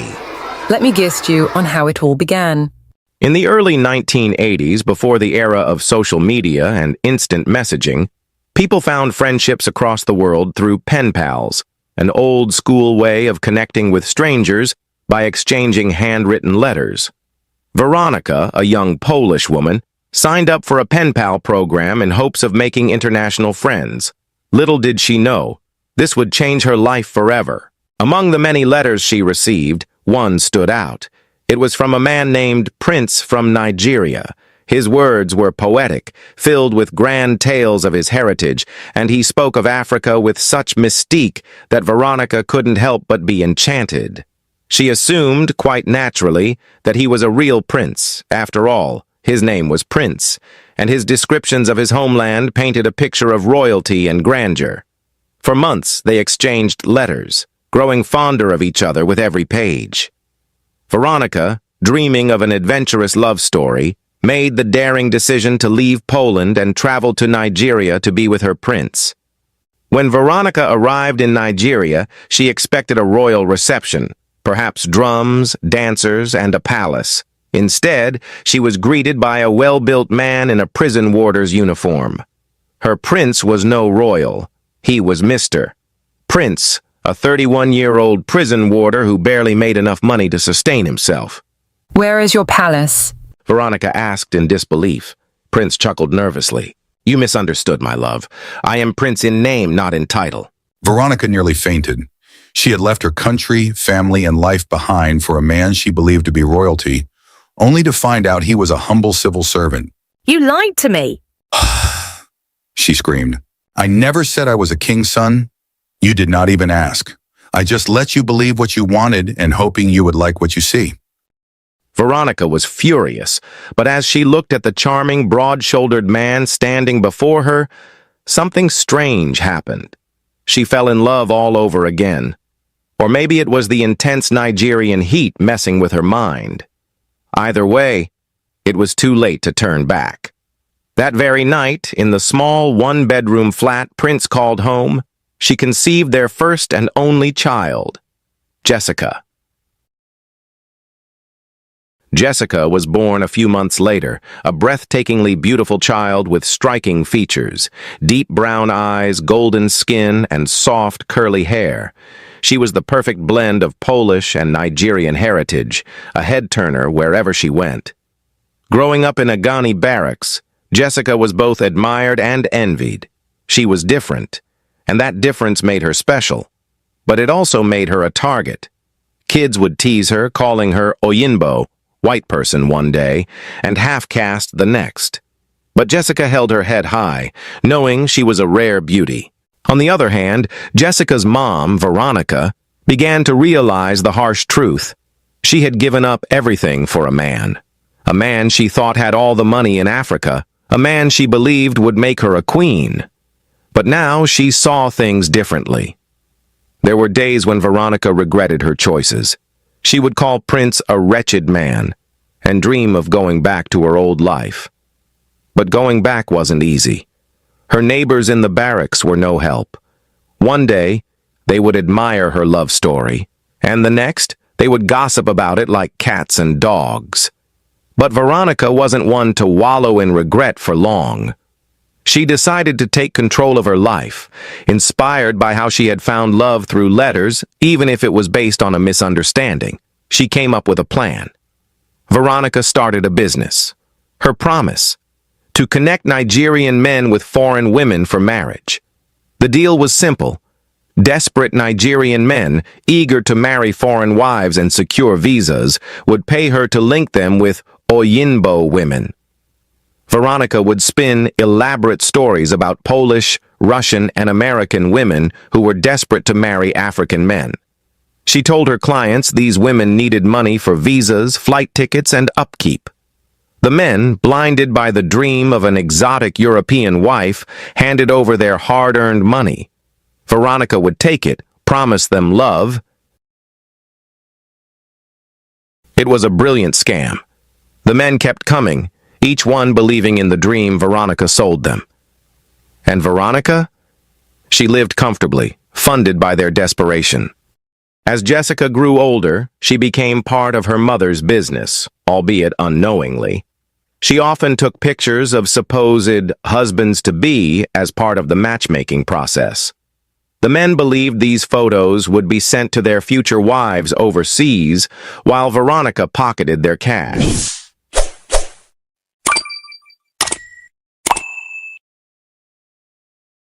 Hooray!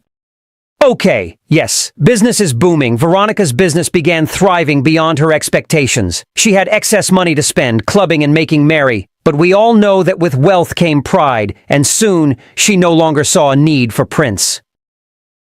Oh, poor Prince. Prince's world was crumbling around him. Despite his desperate pleas, Veronica's heart remained resolute. She had already set the divorce proceedings in motion, and Prince's once stable life was now on shaky ground. At work, Prince struggled to concentrate, his mind consumed by the impending loss of his wife and the life they had built together. His performance suffered, and he teetered on the brink of losing his job as a prison officer. But Veronica remained unmoved, her determination to leave him unshakable. She said, "When I'm done, I'll move out of this house," she said, her voice devoid of emotion. "But until then, I'll operate my business from here." Prince's eyes pleaded with her to reconsider, but Veronica's gaze remained cold, her resolve unbreakable. The man who had once been her everything now seemed insignificant, a relic of a love that had lost its way. On the other hand, Jessica, now growing into a young woman, inherited her mother's arrogance. With her beauty and newfound influence, she took a twisted pleasure in luring married men into affairs. It was no longer just about the money. It was about power. One day, an interlude took place when a woman named Ella stormed into the marketplace yelling at Jessica. Because of your rubbish money and beauty, you took my boyfriend's Imagine. I know one day you and your mother will be exposed. Jessica smirked, unfazed. Her mother had taught her well. Jessica replied, My name Jessie, baby. Please refer to me well. Meanwhile, some of Veronica's clients had waited for months. Some have gone to the airport twice, expecting to welcome their foreign brides. But no one ever arrived. Veronica would always have an excuse. The flights were canceled. They need more money for a new ticket and to book sleepovers in Dubai and Italy. Just a little more time and money, and I promise they'll be here. Your sweethearts will all be here, okay? I understand how you're feeling. They are also eager and can't wait. Desperate and blinded by hope, the men would pay again and again. Veronica's deception ran deep. She crafted hundreds of fake letters, masquerading as messages from the women she claimed to have matched with her clients. With meticulous attention to detail, she varied her handwriting styles using different pens, concocting romantic tales and promises of eternal devotion. Her charade continued at the post office, where she would collect the letters, feigning excitement and anticipation. But unbeknownst to her, Ella's mother, a keen-eyed postal worker, had grown suspicious of Veronica's activities. She noticed a peculiar pattern. Veronica would open her postbox, drop in letters, wait a while, and then retrieve the same letters she had just deposited. One day, Ella's mother decided to investigate further. She watched as Veronica repeated her usual routine, and her suspicions were confirmed. The letters, supposedly from Veronica's European connections, were actually written by Veronica herself. The ruse was exposed, and Ella's mother now held the truth. Oh. Ella's mother gasped in disbelief. Her mind flashed back to the past, to a time when Prince was desperately searching for a wife. Ella's mother had introduced him to her own sister, Bimbo, a stunning woman with striking curves, confidence, and charm. But Prince had used Bimbo and sent her away without a second thought. Now, as she pieced together Veronica's elaborate scam, she smirked bitterly. Good for him, she muttered under her breath. But then her thoughts shifted. Wait, so this woman has been scamming all these men? Her heart pounded with urgency as she rushed home to tell their neighbor, Brambo. Brambo, in turn, relayed the shocking news to Lade, and soon word traveled like wildfire. Eventually, the revelation reached Andrew, one of Veronica's most loyal and long-suffering clients. Andrew had been waiting for his foreign wife for months. He had gone to the airport twice, each time leaving with nothing but dashed hopes and more excuses from Veronica. She had promised him that if his bride did not arrive, she would let him marry her daughter, Jessica. Veronica had said it jokingly, laughing it off, but Andrew had taken note of her words. Your daughter is beautiful, though, he had said with a smile at the time. But now, as the reality of her deception hit him, his smile was gone. Trembling with rage, Andrew felt his entire world collapse. Oh!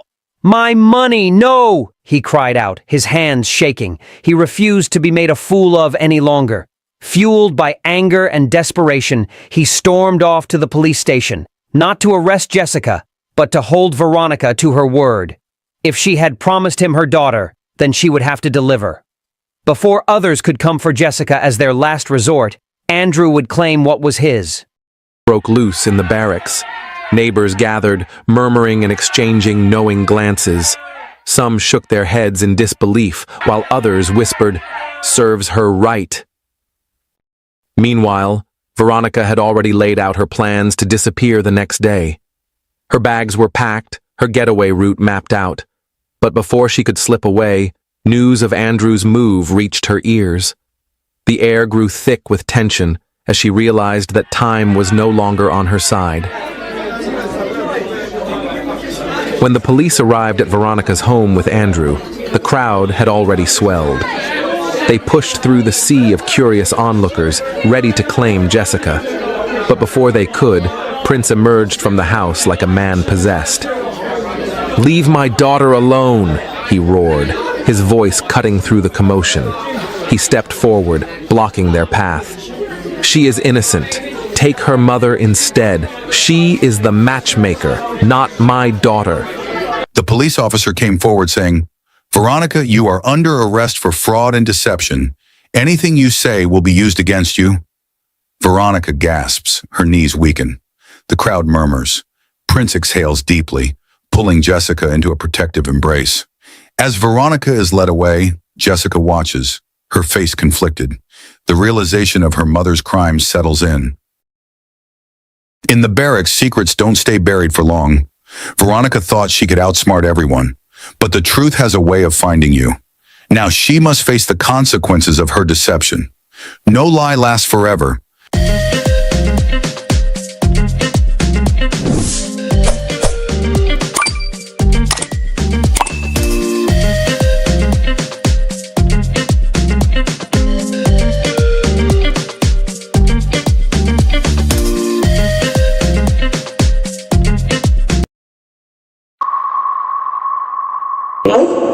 Man, to let Jesus scare me.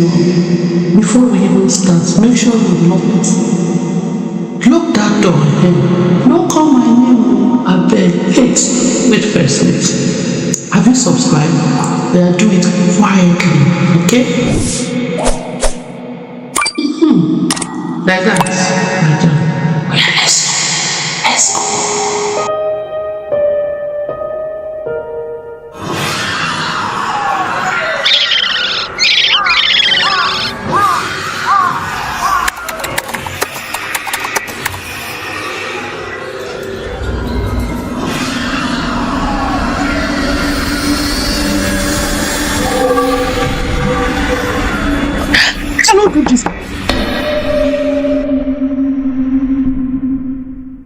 Let me take it from here. This kind of tale.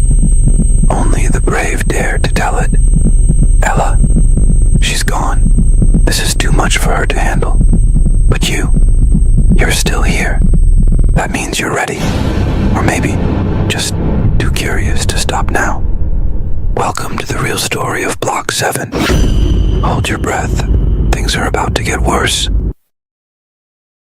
Before we begin, you need to understand one thing. This is not just a story. It is a warning, a piece of history, buried in fear, whispered only in hushed voices by those who have lived to tell the tale. In Agodi barracks, where soldiers and their families once found refuge, there was one building, unlike the rest, a structure cloaked in silence, untouched by time. They called it Block 7. At exactly 2 a.m., the sound of marching boots would echo through its empty corridors, steady, rhythmic, precise, not the careless steps of a lost wanderer, but the disciplined, methodical stomp of a soldier on duty.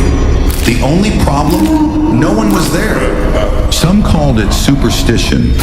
Others dismissed it as the creaks of an aging building, the wind playing tricks on the mind. But the families who had spent just one night there, they knew better.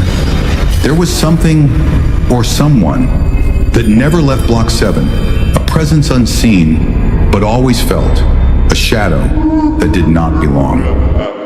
And those who ignored the warnings, not all of them lived to regret it. It was a quiet evening when Major Martins arrived at Agodi barracks with his wife Miriam and 4 kids. A new posting, a new beginning. But what they didn't know was that they had been assigned a house no one else dared to live in. Their assigned quarters? Block 7. For years it had stood empty. Rumors swirled about strange noises, shadows moving where there were none, and whispers that carried through the night. But Major Martins, he was a man of discipline, a soldier.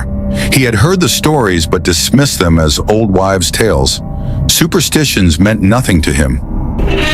Major Martins chuckling confident. Ghosts? Come on, Miriam, it's just an old building. Nothing more. But Miriam, she wasn't so sure. The moment she stepped inside, she felt it, an unease settling deep in her bones, like eyes watching from the shadows. Martins, this house feels strange. The Major shrugged, brushing off her concerns. The house was old. It had history. That was all. That night, as the family settled into their new home, the barracks grew still. The night was cool, the air thick with silence. And then...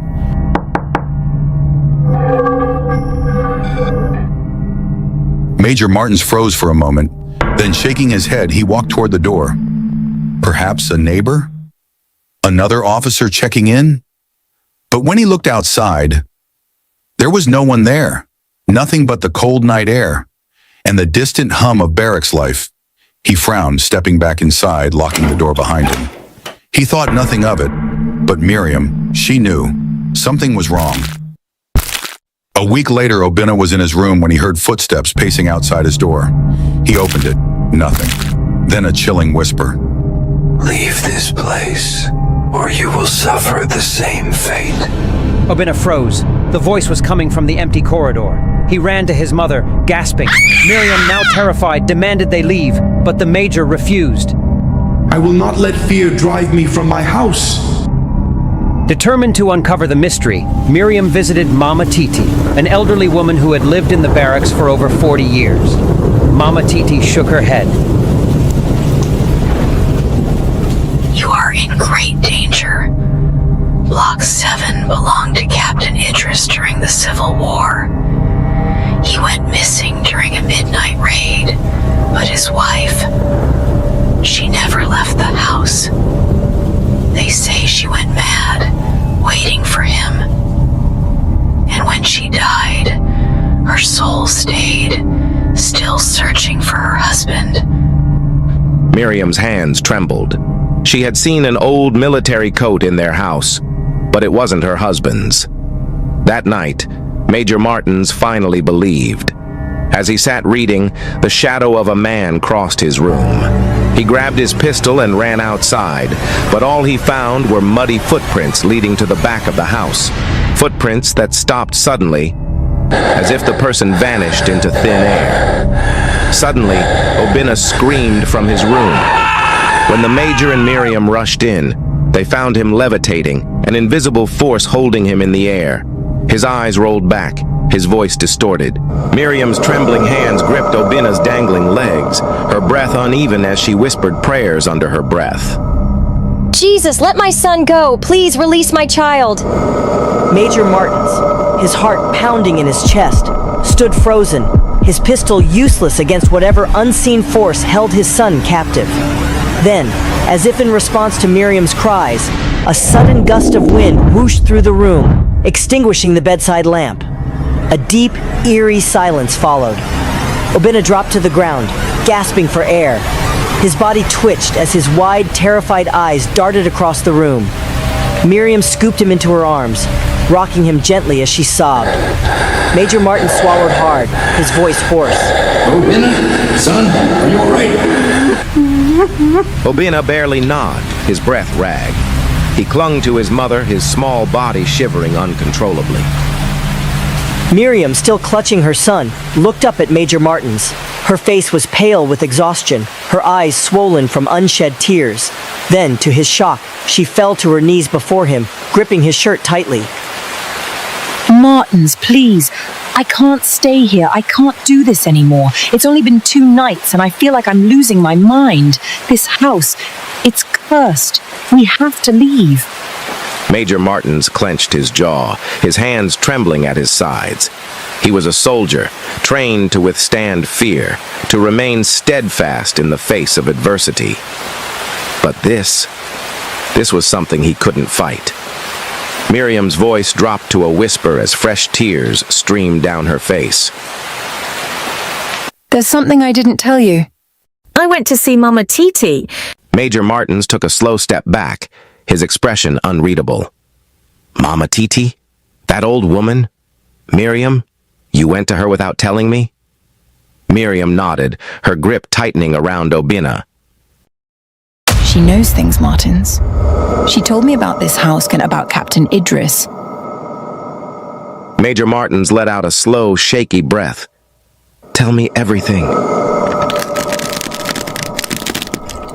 The year was 1969, a harrowing chapter in the Civil War, a conflict that tore through the fabric of the nation like a relentless storm. Captain Idris, a man of unwavering honor and unyielding duty, stood as a beacon of resilience amidst the chaos. He was not just a soldier, he was a husband, deeply and passionately in love with his wife, Amina. Their bond was a sanctuary, a fragile oasis in the desert of war. Idris had just returned from the front lines, a survivor of a brutal campaign that had decimated his battalion. Out of 1,124 able-bodied men, only 12 had staggered back, their spirits shattered, but their bodies intact. Idris was among them, his soul scarred, but his resolve unbroken. The military protocol dictated that he be granted a month of inactive duty, a brief respite to heal and gather his strength. But fate, cruel and unrelenting, had other plans. His commanding officer, a man devoid of empathy and driven by cold pragmatism, callously added Idris's name to the roster of another imminent deployment. Amina's world crumbled when she heard the news. Her tears flowed like a river, each drop a testament to her despair. She pleaded with every officer, every bureaucrat, her voice trembling with desperation. She begged, she implored, she even threatened, but her cries fell on deaf ears. The machinery of war was indifferent to her anguish. Idris, ever the stoic, tried to comfort her. He held her hands, his touch a fragile promise in the face of uncertainty. I will return soon, my love. Stay here. Stay safe. Amina clung to him, her fingers gripping his uniform as if her love alone could anchor him to safety. Her eyes, pools of unspoken fear, searched his face for reassurance. Promise me, Idris. Promise me you will come back. I swear it. I will come for you, my love. The moment was shattered by the piercing blast of a whistle, followed by the harsh, guttural commands of a sergeant. The air grew heavy with the weight of impending departure. Idris turned away, his silhouette a fleeting shadow against the backdrop of a war-torn horizon. He marched into the abyss, his figure swallowed by the oppressive fog of battle. He never returned. The days that followed were a blur of anguish for Amina. Her muffled cries echoed through the empty halls of their home, a haunting symphony of grief. She clutched a pillow to her chest, rocking back and forth as if the motion could soothe the gaping wound in her heart. Days turned into weeks, weeks into months. The house, once filled with the warmth of their love, grew cold and silent. Amina refused to accept the finality of his absence. She sat by the door, her eyes fixed on the horizon, waiting for a miracle that would never come. For Amina, time stood still, each moment a cruel reminder of the life she had lost. Her heart, once a beacon of love, now beat with the rhythm of a dirge, a mournful tribute to the man who had promised to return, but had vanished into the unforgiving maw of war. Neighbors whispered that she had gone mad. They claimed her wails could be heard echoing through the barracks at night. She would sit by the window, staring into the darkness, waiting for a shadow that never came. Then, one cold night, she was found lifeless in her rocking chair, still clutching a letter from her husband that had never reached her. Back in the present, Miriam's hands trembled as she wiped her tears. She never moved on, Martins. Her soul. It never left Block 7. She's still searching for him. And Idris? What happened to him? No one knows. His body was never found. But she... Miriam hesitates. She's waiting for us to bring him home. Find him! Bring him home! Yes, Mom! Dad, find him and bring him to her! She told me she needs help.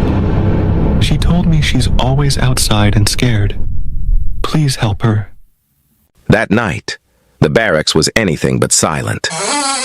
Doors slammed on their own. Furniture scraped against the floor. Whispers turned into screams. Major Martins finally understood. This was no ordinary haunting. This was a woman's pain, echoing through time, demanding closure. And if they didn't find Idris, they would never be free. The following morning, Agony Barracks was unusually quiet. For the first time in weeks, there were no whispers, no phantom footsteps, no slamming doors. The environment felt hollow, as though something or someone was waiting. Major Martins sat at the table, his face etched with exhaustion. Miriam, her hands still trembling, held onto Obinna, who had barely spoken since the night before. They had spent 3 nights in Block 7, and it was clear. This was no ordinary haunting. This was a woman's pain, echoing through time, demanding closure. And if they didn't find Idris, they would never be free.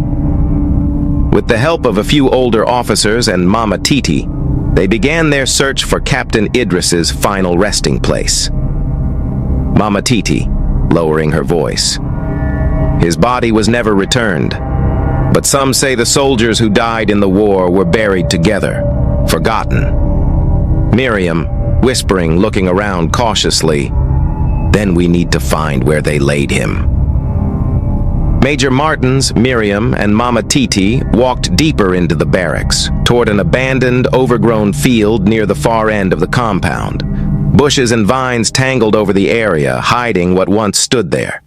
After nearly an hour of searching, they stumbled upon a rusted plaque, barely legible under layers of grime. It read, "Here lie the forgotten." Miriam's breath hitched. Her fingers traced the corroded metal as a shiver ran through Hein. Miriam, softly, voice trembling. This is it. This is where he is. Captain Idris. They returned to Captain Idris's home and buried him near his wife Amina. This is for the forgotten, for the ones who waited, and for the ones who never came home. To every family who has lost someone to war, to the battles fought beyond the fields, and to the memories that refuse to fade. May their names never be forgotten. May their stories live on. May their soul rest in peace. Amen.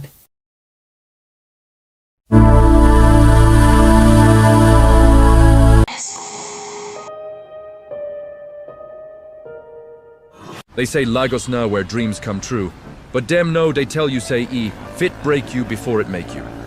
For Obi, it started with just N2000, a nylon bag, and one heavy prayer from his mama. But Lagos no send you. Obi jumped down. From the old rickety bus at Ojolegba with dusty slippers, an overwashed polo, and 2 things in his pocket, N2000 and hope. He had never been to Lagos before, but his cousin Seyi had told him, "Come, I go help you." Lagos Day for Husabi hustle. That first night, the help he expected from Seyi turned into, "Bros, make you manage kiosk outside.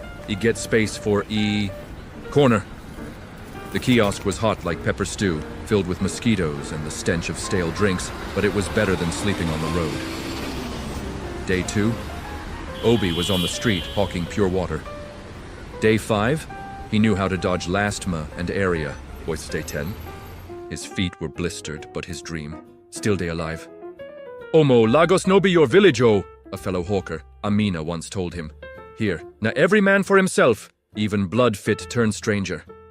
Obi laughed, not knowing say the joke go soon reach him. By week 3, he discovered Seyi had been collecting money from his boss anytime he helped Obi find odd jobs. Betrayal, hot like burning oil, cut through his heart. He confronted him. Say, why? Na me, your blood, Say shrugged. Lagos na survival, Obi. If you know wise up, you go chop sand. Obi left that day with nothing but a tattered bag and tears he swore not to let drop. He started pushing wheelbarrow in mile 12 market. Every night, he counted N300, N500, saved N200, and bought bread with the rest. Slowly, like snail dewaka, things began to shift. One rainy afternoon, while pushing tomatoes for Mama Nkechi, a loyal customer who always paid well, Obi collapsed. Hunger, fatigue, wet clothes. The woman rushed to him, poured water on his face, and shouted for help.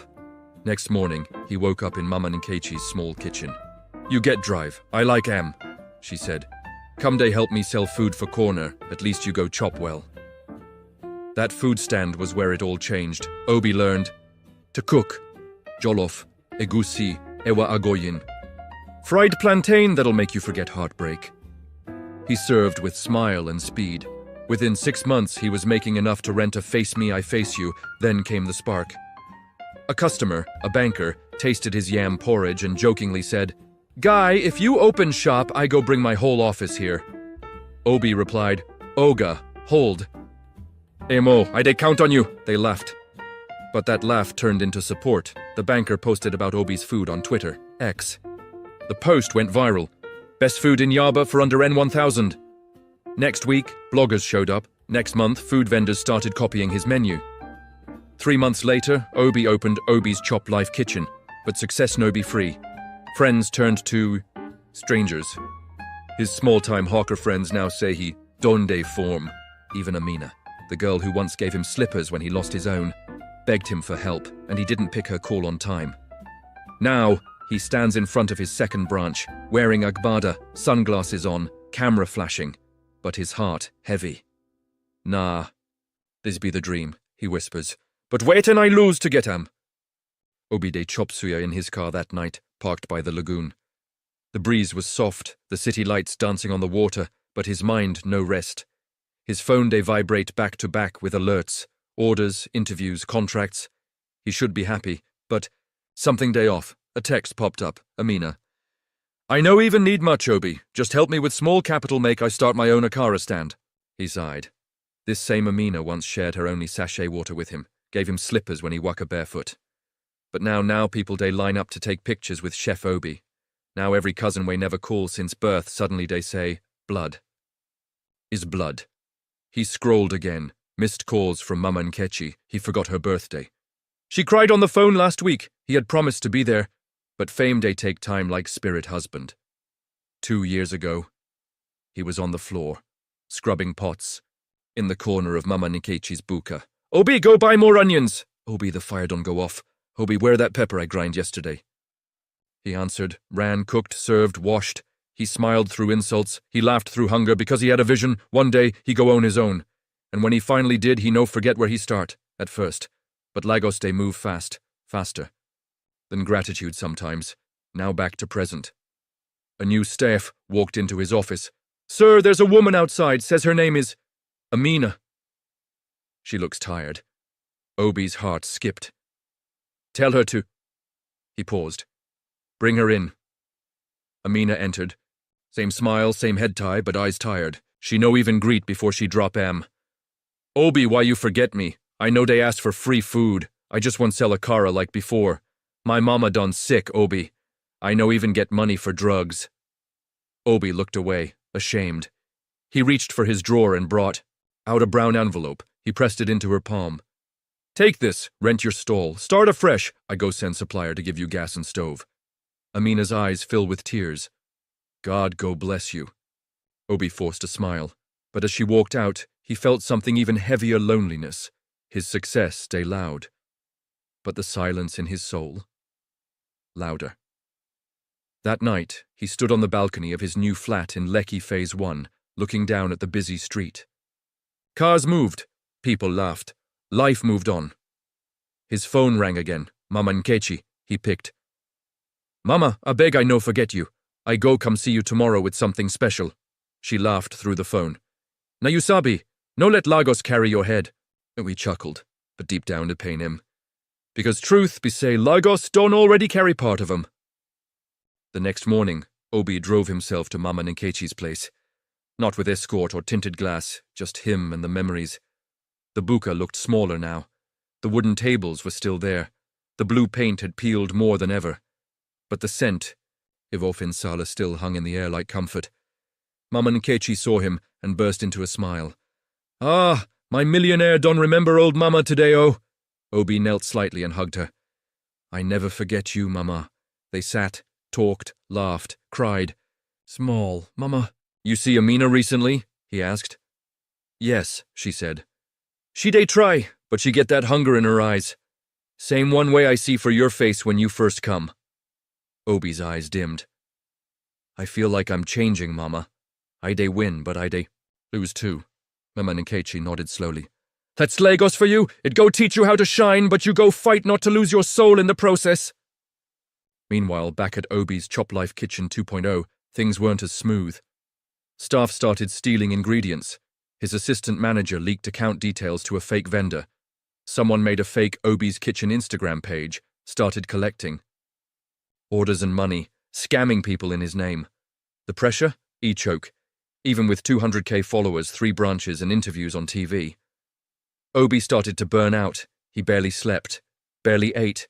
He even missed his younger sister's wedding in Enugu. His mother called Obi money no be everything. "Are you okay?" He wanted to lie, but his throat tightened. "Mama, I dey try, but I dey tired." Later that week, Obi sat alone in his flat. No noise. Just him. He picked up a photo from his first day in Lagos. Dusty feet, nylon bag, bright eyes. "Where that Obi day now?" he whispered. Suddenly his phone rang. It was a number from the US. "Hello." "Hello, is this Mr. Obi? My name is Clara. I'm calling from Niger Eats International. We'd love to bring your kitchen brand to Houston. We saw your story on LinkedIn. Can we talk?" Obi froze. Another door just opened, but he still hadn't closed the ones behind him. Obi sat silently, phone still in hand. "Hello, Mr. Obi?" The woman's voice echoed from the other side. "Yes," he finally replied. "Let's talk." She explained everything, how they'd fly him out, sponsor his papers and launch. Obi's Chop Life, Houston. "It'll be the first Nigerian street food brand with global visibility," she said. Obi looked around at his apartment. Marble floors, leather seats, big TV, but no one to share it with. Not even laughter echoed in the room anymore. He said he'd think about it. But deep inside, the Lagos boy in him whispered, "You fit day win abroad, and still lose yourself for real." Same night, Obi drove to the old kiosk he once slept in. It was now a mini provision store. He stood there for minutes, just staring. The woman inside came out. "You want buy something, sir?" He smiled. "No, I just remember where I come from." She looked at him. "Again. Wait a more, now you be that Obi chef way day TV. My husband they always talk about you." Obi smiled faintly, signed an autograph on her son's jotter. As he walked back to his car, someone tapped his shoulder. It was his cousin, Seyi.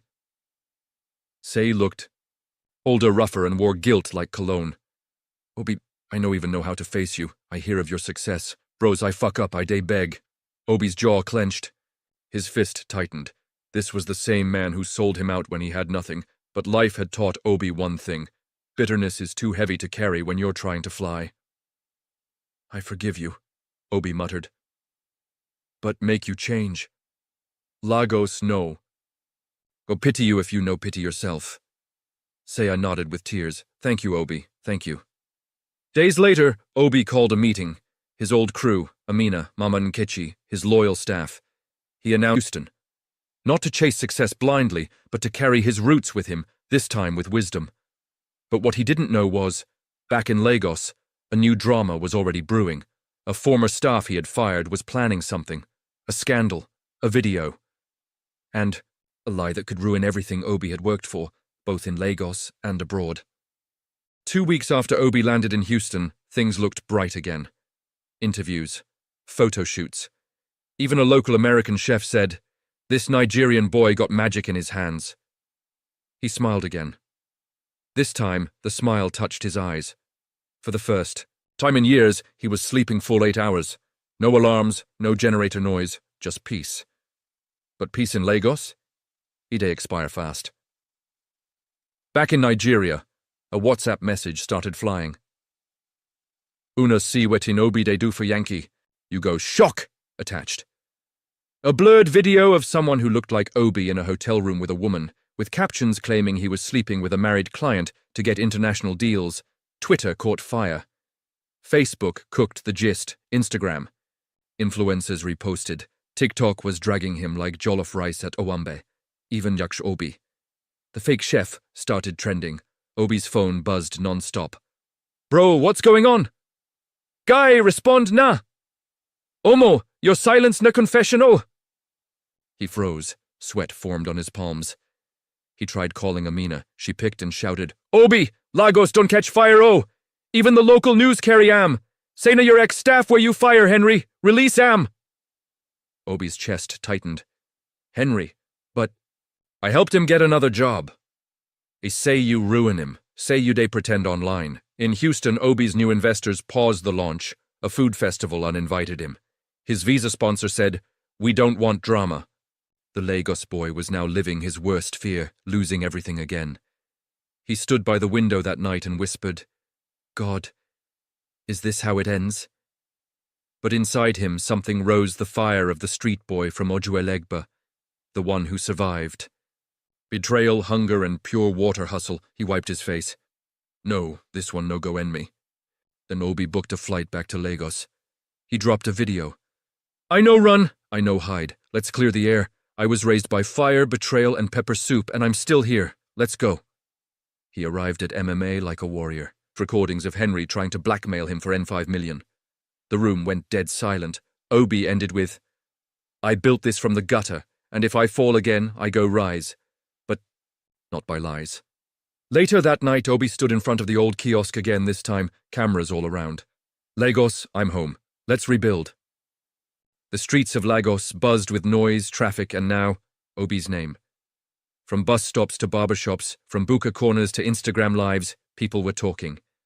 That guy get mind Shah. A return come face the fire. Respect. Obi's comeback shook Lagos like thunder. His video reached 1 million views in less than 24 hours. But he wasn't chasing clout, he was rebuilding something deeper. Next morning, Obi walked into Obi's Chop Life Yaba unannounced. Customers stood, staff paused. Morning, everybody, he said calmly. I know, just come to check soup I come to. Check spirit, he faced his team. I know the heat of betrayal, I know what it means to carry bran for head and almost drown. But today we day reset this kitchen, not just for food, but for truth. And then he made a shocking announcement. From today, all junior staff go collect free vocational training. If you no one remain in the kitchen forever, I go help you grow. Because true leadership no be how many people they serve you, but how many you carry along. Meanwhile, Henry. He had gone silent since Obi cleared his name. But Lagos know they forget scandal easily. A blog leaked a voice note of Henry crying, begging a friend. I no say he go like this. I just a vex say him fire me. Now everywhere dumb block. For me. People started dragging him instead. You want ruin another man's life because of job? Jealousy go make you miss your own blessing. 1 week later, Amina walked into Obi's office. She placed a brown envelope on his table. What's this? Obi asked. She smiled. My first profit. I want donate small to the Chop Life Foundation you talk about. Obi shook his head. You no owe me anything, Amina replied. I owe you hope. He paused. For once, everything felt full circle.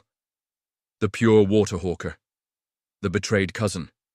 The boy who once scrubbed buka pots. Now the man running a foundation, 3 kitchens, and speaking at business forums. But he wasn't done. Obi spoke at Unilag days later. Crowd of students. Bright eyes, phones up. He held the mic and said, Lagos didn't give me success, it gave me scars, but those scars became my story. And this story, na evidence say, if you no give up, you go stand up. But never forget, no matter how far you go, always know who you be. The crowd erupted, tears, cheers, applause. But just when he thought peace had finally settled, a call came in. His mother collapsed. Hospital. No one knows what happened yet. The hospital lights buzzed softly as Obi sat on the cold bench, shoulders heavy like sack of beans. He stared through the glass as nurses moved around his mother's room. Oxygen tubes, monitors. That loud silence that makes your heart pound louder than traffic in Oshodi, his mother, his rock, his reason. The same woman who gave him her last N2000 and said, "Obi, no, let Lagos swallow you." Now she lay still, fighting for her life. And Obi, the Lagos big man, suddenly felt like a small boy again. He remembered the day he left his village. "Mama," he had whispered, "I go make you proud." She smiled, touching his cheek. "Pride no sweet if you lose yourself. Be good, and if you fall, get up again." He didn't understand those words fully then, but now, sitting outside the ICU, they echoed louder than ever. 2 days later. Doctors said it was high blood pressure, triggered by stress. Apparently, she saw the fake video during the scandal and collapsed, thinking everything was true. She had cried alone for days. No one told Obi because they didn't want to disturb him while abroad. The guilt tore him like broken bottle. "I was busy fighting to protect my name," he whispered, to himself. "But I let down the one person who carried it first." Back at the village, Obi stayed back longer than expected. No flashy clothes, no social media updates, just wrapper, slippers, and sitting under the mango tree with his mother, who was now recovering slowly. Every morning, they'd talk. "Mama," he said one evening, "I get everything I prayed for, but I feel empty sometimes." His mother looked at him, frail but wise. "Because the noise in Lagos too loud, you know they hear yourself again, but here you they remember your why." Meanwhile in Lagos, Amina held things down. Obi's fans kept the brand alive with hashtags like Anumak Chop Life still standing. Even Mama Nkechi joined TikTok, sharing old memories of Obi's early days. But something deeper was stirring in Obi's heart, a new idea, something beyond buka and business. One night, he told his mother, "I want to start something new. Not just food, not just fame. I want to build centers for street hustlers. Teach them business, emotional balance, branding, and survival." His mother smiled weakly. "That one sweet me. Make sure say you go name the first center after your papa." Obi chuckled. "Mama, even for this your condition, you still day plan legacy." But just as peace began to return again, another storm gathered. A foreign investor sent Obi an email. "We're reconsidering our partnership. Too many online controversies. Bad for PR." Then a message from Lagos. "Obi, one of your locations, Don Byrne, suspected arson." He stared at both messages, one from abroad, one from home, both threatening everything again. The room was quiet, as Obi reread both messages, one investor pulling out. One shop in Lagos burnt to the ground. It felt like life was calling him back into the ring. Only this time, he wasn't the hungry boy from Ojulegba anymore. He was a man, with scars, lessons, and legacy on his mind. He stood up from the wooden stool in the village veranda, where he and his mother had been sipping pap. "Mama," he said, "Lagos wan drag me back inside fire. But this time I go walk inside with water," she smiled. "Make sure say you no forget who you be. Fight but fight with sense." Imak in Lagos. The burnt branch was a mess. Charcoal walls, melted fridges, torn Obi's Chop Life sign on the floor like a fallen crown. But the street came alive. Ex-staff, old customers, even rival vendors came to help clean. Some brought buckets, some brought cash, some just brought encouragement. "Obi, you fed us when we had nothing," one man said. "This is our small way to give back." That day, Obi didn't cry. He built, weeks later, the shop reopened, stronger, repainted with murals of street hustlers, quotes from Obi's journey, and a new name above the entrance, Chop Life Rebirth Center. Not just a kitchen now, it became a hybrid space where you could eat and learn business, Hustlers could get small grants, street kids could attend workshops, single mothers could learn to bake and sell. And above the counter, a frame of his mother's smiling face with the quote, "No, let Lagos swallow you." As for the foreign investor, Obi wrote him a letter. "I don't build for comfort, I build for purpose. If PR matters more to you than people, then we were never meant to build together." The letter went viral. That same week, a Nigerian billionaire reached out. "I love your grit. Let's build a Lagos campus for youth enterprise, full sponsorship." 1 year later, Obi stood on the TEDx stage, wearing plain Ankara, holding his old nylon bag. "I came to Lagos with N2000. I slept in kiosks, I hawked water, I faced betrayal, blackmail, burnout, and fire, but I stayed true. Because sometimes God doesn't give you tables. He teaches you to build your own, from scratch. To every dreamer out there, Lagos no be beans, but if you no give up, you go chop life. Because the same fire way try to burn you fit cook your future.